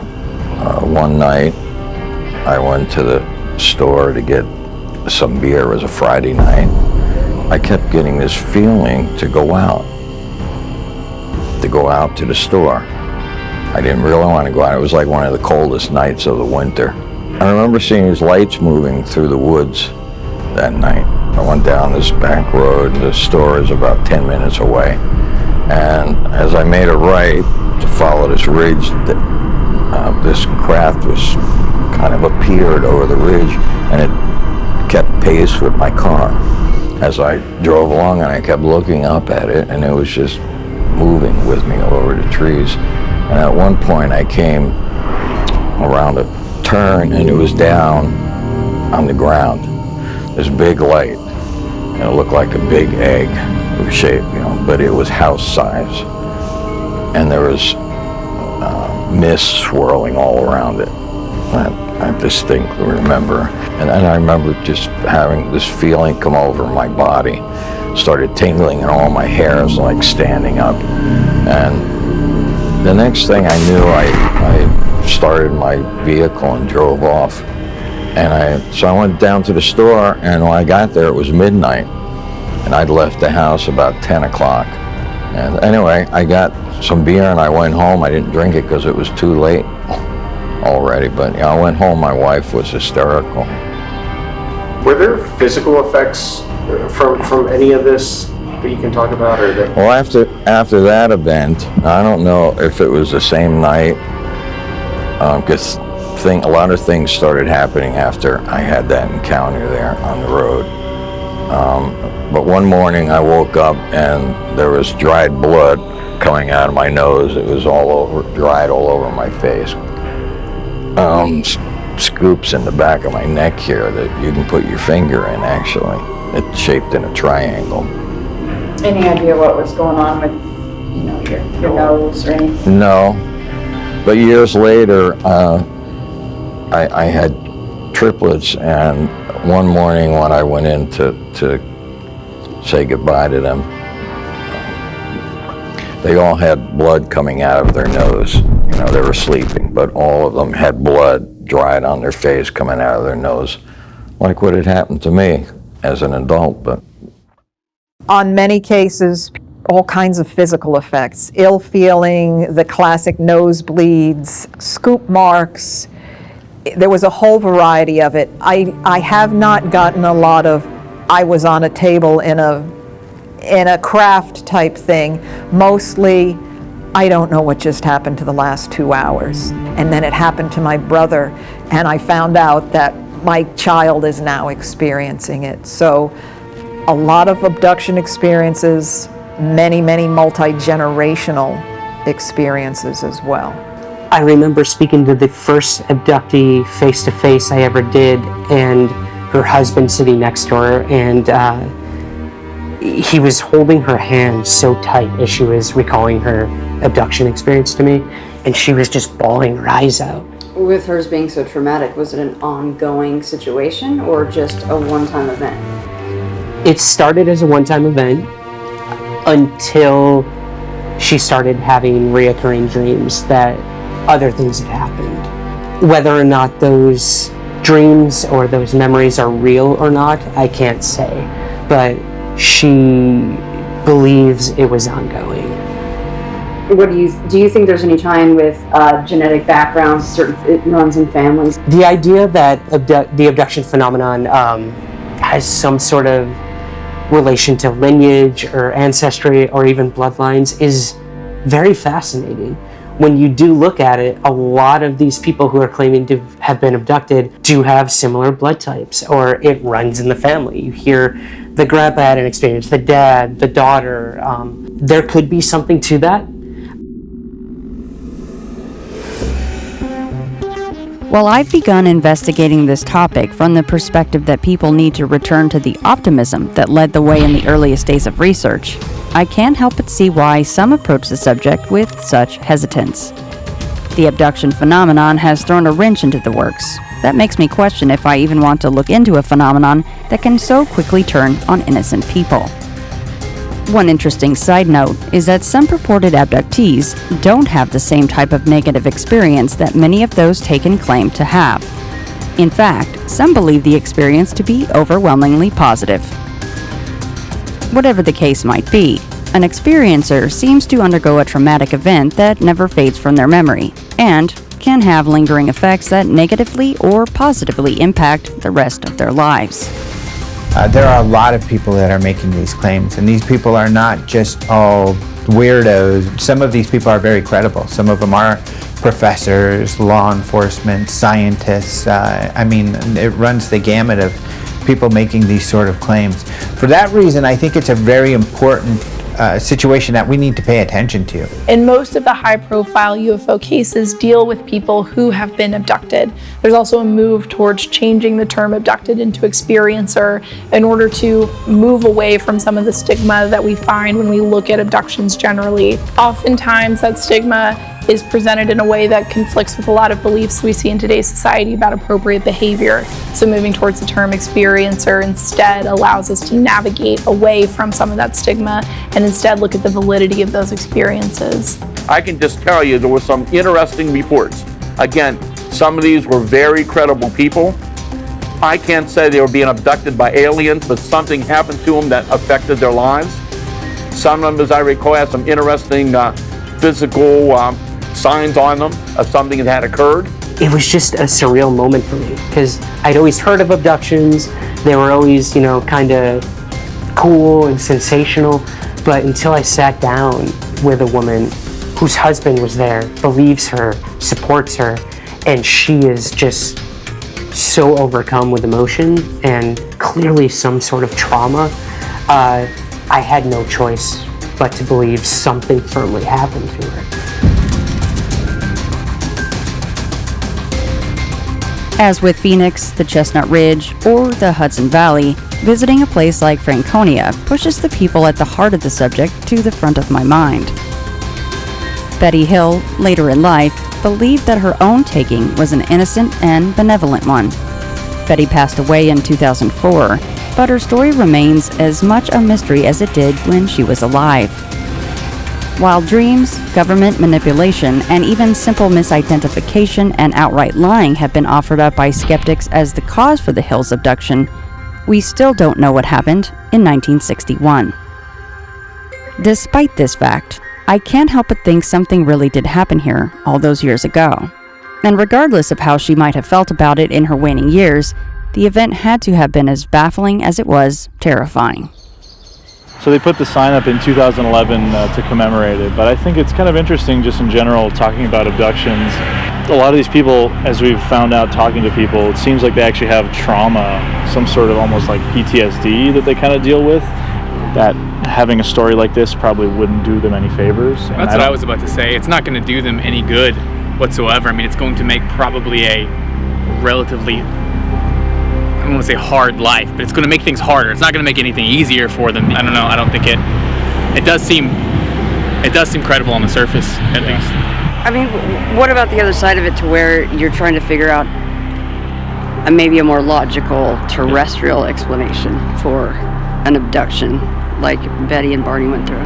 In my opinion, I think a lot of them have perhaps trauma that they have dealt with, younger ages or whatever the case may be, and a way of rationalizing it is perhaps saying it's extraterrestrial as opposed to saying it's somebody maybe close to you that may have hurt you. I mean, what do you guys think the chances are that it was all the government and it was just a big experiment to see how maybe they would react, and if they came out and talked about it, then how the public would react to their story?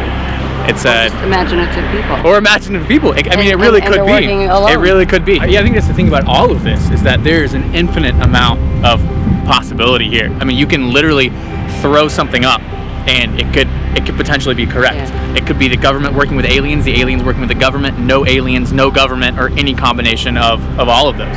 There's probably people who have a lot more information about this than we do, and that's what kind of, I think, frustrates a lot of people. And I think in some ways that may happen to Betty Hill as well. Obviously, I didn't know her, but people who did claim that, you know, she was very straight edge and all about kind of the experience and trying to figure out what was happening. So maybe that's the case as well. I don't know, but like I said, we're just sort of taking shots in the dark here. So when every thread is so long.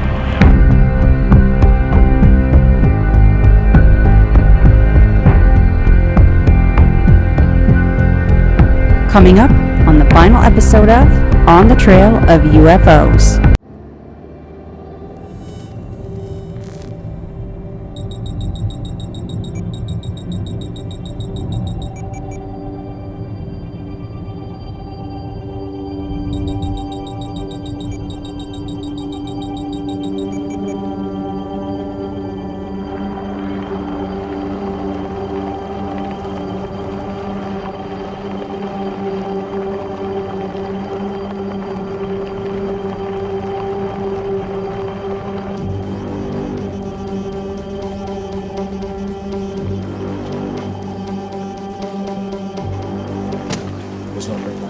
So we could do some astro photography.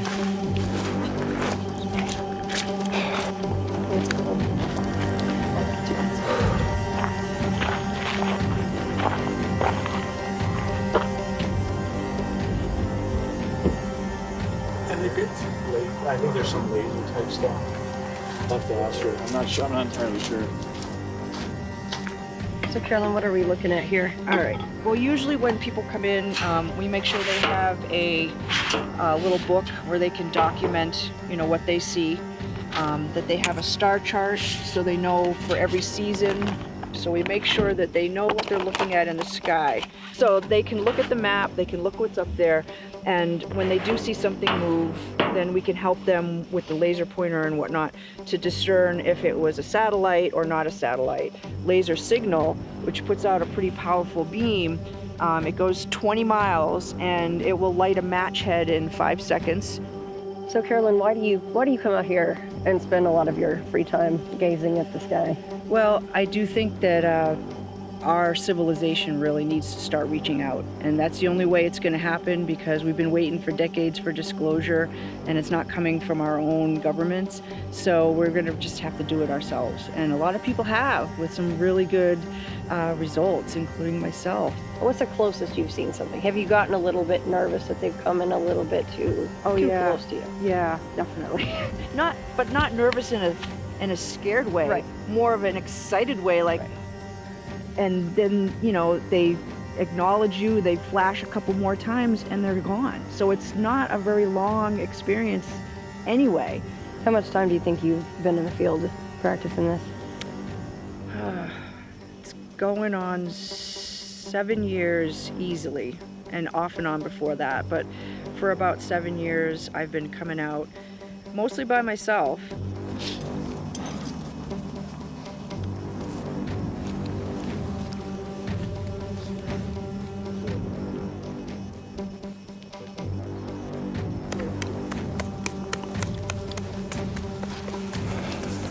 Here, guys. Where at? Look right up here. But first listen and see if you can hear any engine. going in a straight line, but it's not whoa. straight. Oh, do you see that over there? Which one? Nobody saw that? The thing just like flew across the sky. Well, that's what like orange light. That's what we see all the time. Alex saw something orange fly across the sky. Where? Let's go up here. It was orange. By It was the ridge? Yeah, it went like right. It disappeared before the ridge. So yeah. So the hills here, it was like this. It went like this. I don't know if you can see that with the laser. It was here to there, and it just like, it didn't go over the ridge. It just kind of disappeared right at the ridge, and that was it. I'll point that at a house.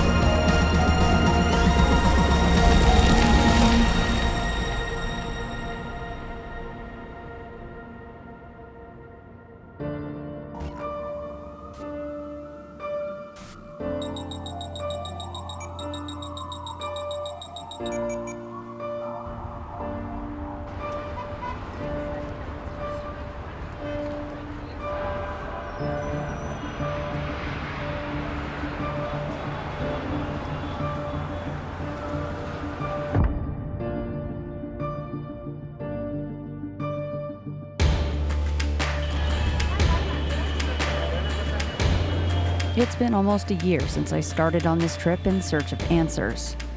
1 year of traveling the U.S., meeting investigators and witnesses, and looking to the skies for any sign that what people are claiming to see actually exists.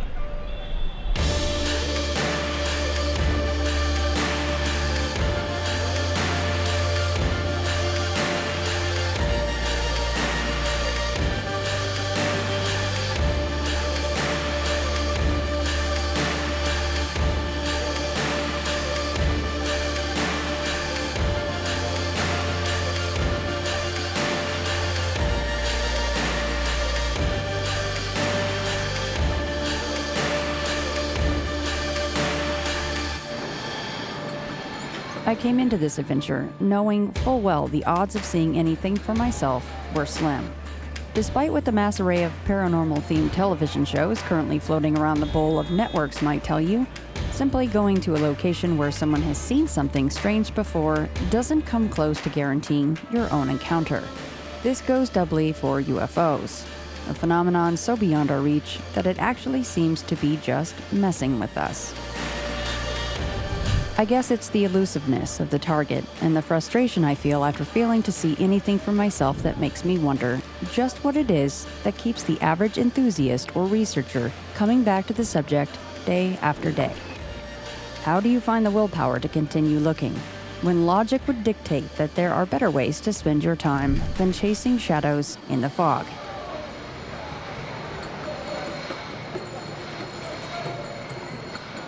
My entire life changed when I saw that UFO.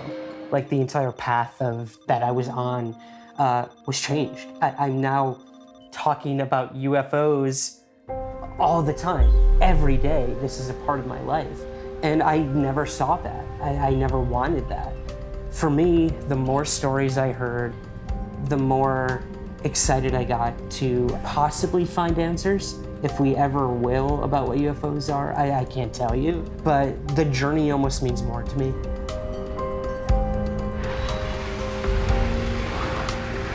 While Ryan Sprague's research keeps him within the confines of one of the most populated cities in the country, Butch Witkowski has been investigating around the state of Pennsylvania for years.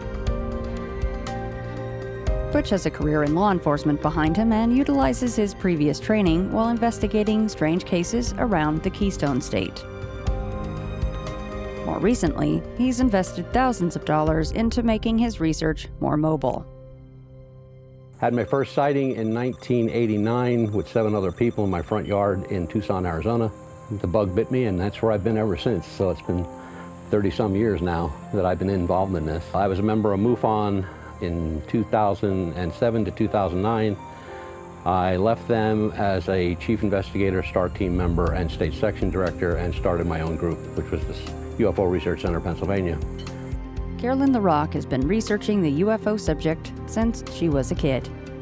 Carolyn has a background in environmental biology and, due to her retirement, now spends most of her free time attempting to have an interaction with what she believes to be a metaphysical phenomenon.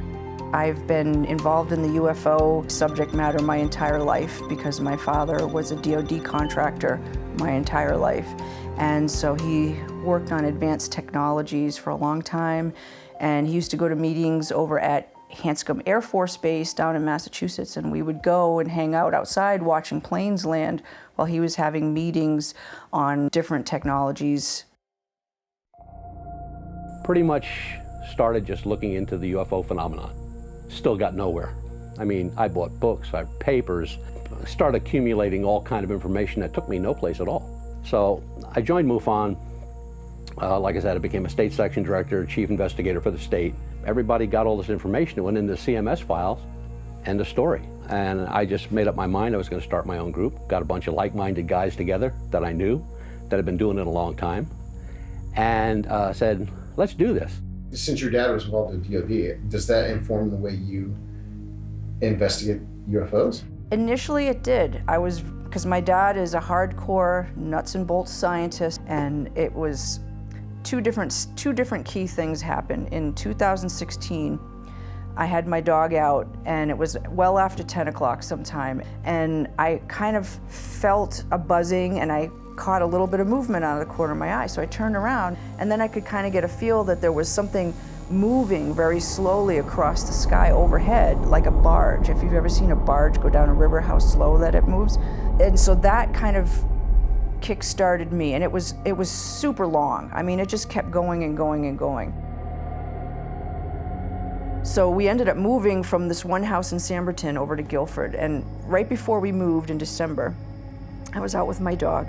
This time it was at 3 in the morning, and I saw, you always see a star moving, and I know it's not a satellite, and so I was just kind of to the point where I was like, I've been looking at you guys for 30 years. In my mind, I'm thinking, I just want to know if you're a UFO, if you're an extraterrestrial, what are you? Because I was just exhausted of seeing these things and not knowing and wanting to know that bad. So as soon as I thought that, it changed direction, came in close, and did that classic flashbulb effect.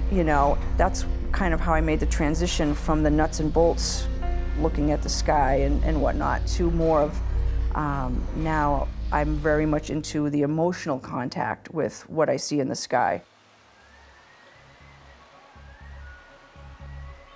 Investigators and researchers looking into the UFO subject are often treated with a certain level of disdain by scientists and academics. After all, most of the people actively investigating the subject don't have training or a background in the fields that would correlate with the study of unknown aerial phenomena to begin with.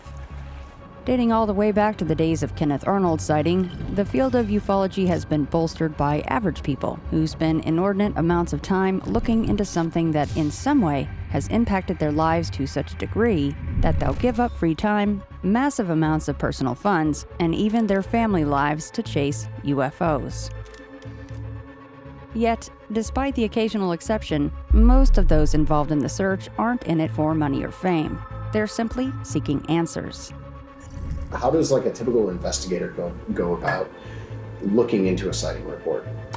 So when it comes to investigation, it's tough. There's no official field manual. There's no degree you get in ufology. My mentor, Peter Robbins, always says to be a ufologist, you just spin around 3 times and touch your nose and you're a ufologist. And I guess that's kind of how we all do it. We're just stumbling through it. Can you walk us through like what a typical investigation actually entails? Like someone calls you or contacts you and... Well, contact is usually one or two ways. It's by the net on the website, on one of our websites, or it comes from another investigator. That will automatically, you know, if I have the contact information, I'll call that person, set up a meeting. I don't like to do things over the phone, and I hate to do things over the internet. So I want to see them face to face. I want to be where they were, what they saw, so I can take readings, I can take samples, I can take photographs, I can take measurements, I can do everything I need to do. See, that's a part that kind of makes me crazy because people got to understand there's a difference between research and investigations. Research is just knowledge. Investigations is out in the field, and not many people do that anymore. Can you explain what CE5 is to people that may not know? Sure, it's basically where you, the person, is initiating contact. It's not like you got abducted against your will or anything like that. It's like you were out there, you asked for contact, and you got it in some fashion, whether it was a sighting or a message or whatever. In my case, it was the light bulb flashes and a profound emotional connection that, you know, like when we go out and do sky watches now, I've been having a hard time finding a group that can settle in and really work on that level because they're too chatty and they're not like letting themselves get to that level. So I have found my best success is when I'm out either by myself or like a couple other people. I often call myself a collector of stories, but in my time collecting those stories, I've come to find that more oftentimes than not, I'm also sort of a therapist or sounding board for people who've experienced things that defy explanation. Someone will tell me about something traumatic or terrifying or simply bizarre that happened in their life, and in doing so, a weight is lifted. For many of these people, I might be the first person they've ever told. The same holds true for many involved in the UFO subject.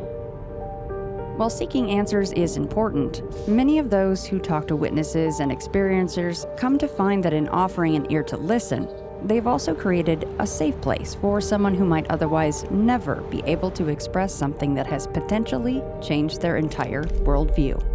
I mean, when you do put yourself out there in those public platforms, people will constantly reach out to you. And it's great. I love it. I love meeting new people. I love hearing from more witnesses. Every person, to me, that comes forward with a UFO case or experience, it normalizes the topic. So immediately, I will respond and just say, thank you for sending this. And a lot of the times, they just want someone to give it to, instead of just keeping it in. My name's Mike Stevens. We're in Stratham, New Hampshire at the KRI Center for Consciousness Studies, and I'm the founder of Granite Sky, which is a support group for experiencers, which I run out of here.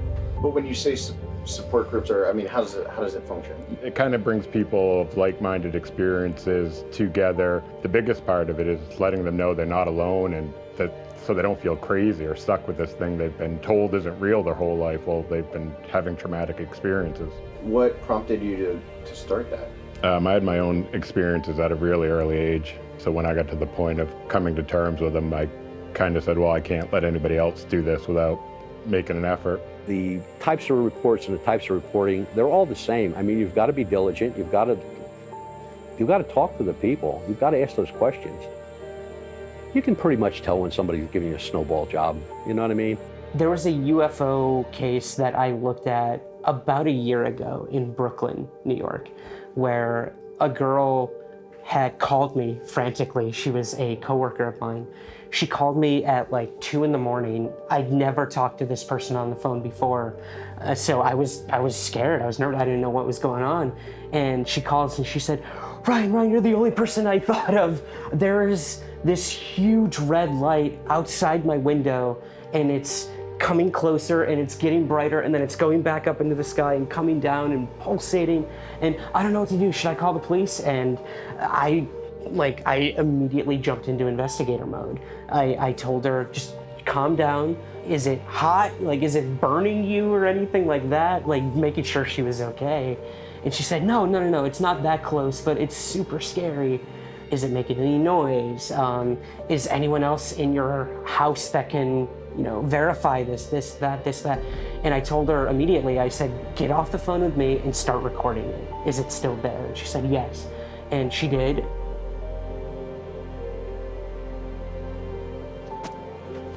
Why are people so hesitant to discuss their own experiences? Do you think that is? I think one, we've been conditioned to believe that it's not true, it's not real. And the other one is, fear, ridicule of losing their job, friends, family. I know people who have had full-blown, what you'd call abduction experiences.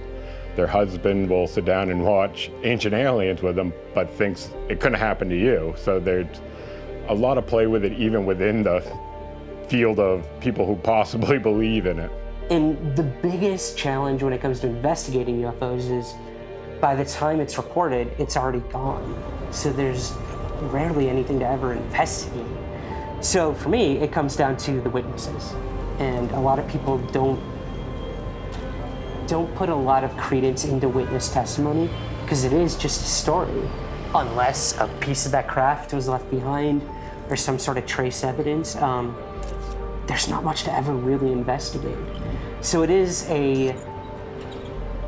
a field of investigation that I think is more research and more journalistic than it ever truly was investigating.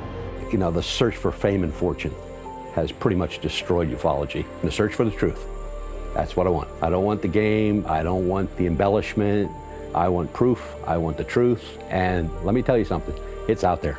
It is out there. I know there's people that go like, bah humbug, that's a lot of crap, this, that, and the other thing. Yeah, well, I've seen things that I can't explain. And from my prior police experience, I can pretty much explain anything. I mean, how many times have you heard, oh, it's so cathartic just to tell someone or just to share it with someone? Absolutely. Most of them say like, oh, you have no, like a weight was lifted off my chest. And for some people, it's very easy to talk about their UFO sightings. They want to tell you, and they'll tell you at great length. And there's others who it's hard to pull it out of them. They may not know what they saw or ever find out what it was, but they might have some sort of closure in knowing that someone is willing to listen to them. Across the United States, UFOs continue to grow in popularity, with new voices coming into the field daily. It's the first time we've seen anything like it since the 1970s, and unlike that period of history, the phenomenon is being taken somewhat more seriously now by academics and government officials. But I can't get past the idea that amateurs, experiencers, and witnesses who have been touched by the subject are the ones who will continue to drive it forward. Investigators like Hynek, Vallée, and Friedman are the reason there is even a public awareness of the subject today. And to some degree, this fact could end up lost in a world infatuated with tic-tacs and conspiracy theories. But as we move forward into a new era in the field of UAPs, I'm really left to wonder what is left to look into. The phenomenon remains just out of reach, while the motivating factor for many of those acting as mouthpieces for the subject tends to be fame or money. What do you even say to those who have witnessed something or just have a newfound interest that want to seek answers for themselves? I don't know, for a young person starting out doing this, the only thing I would say was don't let your ego get in the way, really. Don't think that you're the most important thing or that everybody's going to pay attention to you. If you concentrate on the thing that makes you the most excited, that makes you the most happy and that you really want to know the answers to, you'll get attention. It'll just happen just as a result of you're doing good work. And if you don't do good work, who cares? At least you're going to have some fun. There's a movement back towards what started to happen in the 70s with people like Dr. J. Allen Hynek and Jacques Vallée, where we were trying to focus investigation of the subject towards real scientific methodology and real scientific legitimacy, real observation of phenomena in the field. And I think there's a move back towards that coming up. I would say, first of all, read as much as you possibly can, because there is a wealth of information that's out there. Everyone in their own generation tends to think of themselves as sort of the pioneers. But in this field in particular, there is decades worth of raw material out there that's already been compiled. And you have to put yourself in places where your chances of seeing something for yourself increase. That's not to say that anyone who ever goes out looking for a UFO will see one. You know, there's people like Stan Gordon who have been in this field for over 50 years, who have immersed themselves in the subject, who have never seen a thing. With that caveat, I think you have to say, as an investigator, you have to hit the bricks, you have to talk to people, you have to learn the art of not only asking the right questions, but really listening to people and not guiding their answers in any way, but just letting them talk. Get out from behind the keyboard. You can't really delve into this field sitting at your computer. You can learn a lot, sure, but a large portion of what's you're going to find on the internet, it's going to be those political debates. It's going to be those opinions and arguments. Remember, nobody ultimately has the answer. Find some mentors, find some people you respect, read, and get out and learn some solid investigative techniques. You know, get your boots on the ground, be in the field, talk to the witnesses, and begin to understand that there is a much bigger question going on here than any organization is going to sit down and solve with a few pieces of paper. I guess the first thing I'd say to look at, I'm a little biased, but I think this is why I do what I do. What I'm trying to do is be very journalistic about it, just to write the facts, share with you what is substantiated and what is credible. So at least in that sense, our attempt is to give you an unbiased look at these different situations. And I think it's a good place to start, because I think people should know what the government has done, what very credible researchers have done, as a good base before you kind of jump off and get into some of the really weird stuff. And it's a little scary because there are a lot of cults out there, and you have to be careful of some of these charlatans that are kind of selling a worldview. Don't expect to make any money. It's if you have another local organization that you like, join it. Read almost anything by Jacques Vallée. Believe about 1/4 of what you hear, 2/3 of what you see, and attend conferences, ask lots of questions. And anybody that's making a lot of money off of this is probably a fool and a charlatan. Do you think we'll have an answer to the UFO mystery? Do you think there is a mystery? Oh, I think we will. I think the answer's out there. For me to put a limitation on the universe is somewhat more than I think I'm capable of doing. And to say that it's this or it's this and make it something that's exclusive would be a little arrogant, I believe. So, no, I don't do that. I don't see how I can. Yeah, what happens if at the end of your life you have no more answers than you did at the start? I did a lot of thinking about that recently when the late Stanton Friedman passed away. This guy had been investigating UFOs for 50 years of his life. And you think about all these people who came before you that researched this topic, passing away and not finding any of the answers they sought. You can only hope they're finding them now in the afterlife. I don't know, but it's depressing and sobering to think we may never find an answer to what UFOs are. But again, that life journey, for me, it's been worth it. Meeting people, talking to them. I love it. I love going places. I love meeting people. I love hearing their stories. And I honestly feel that every UFO story has some sort of value. Again, not to find answers, but to possibly tell us more about ourselves than whatever the UFOs actually represent.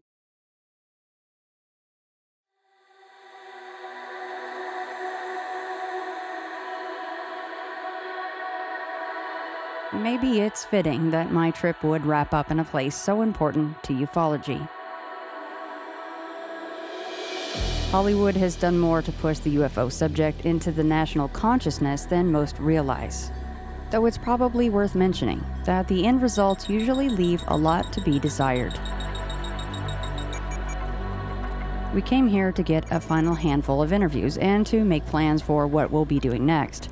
But before we can look into the future, we have to analyze the past and present.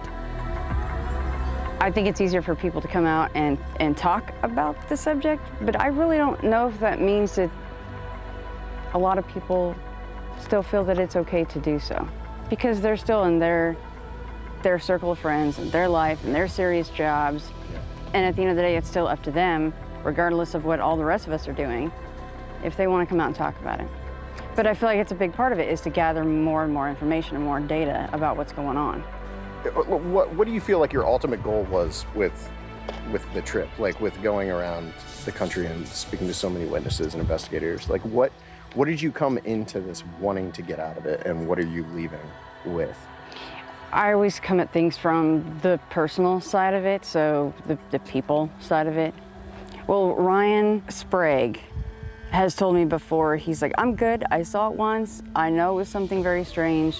Sean, Kevin, Jason, or someone like that, they're always looking up, they're always trying to see something else. Again, that will probably add only more questions for them. That's also something that we set out to do, is to prove that hopefully there are still people just simply gazing up at the sky. Yeah, it's great to hear about the craft, but I mean, Greg Bishop really touched on this a lot, was, okay, well that's great, what did the craft do? How fast did it fly off? You know, what angle did you see it? What was the moon doing? But what about the people involved? You already mentioned, they had their lives changed. Some of these people, they don't sleep right, they're obsessed with finding out more and more and more, and it's something that some of these folks, it's all that they do.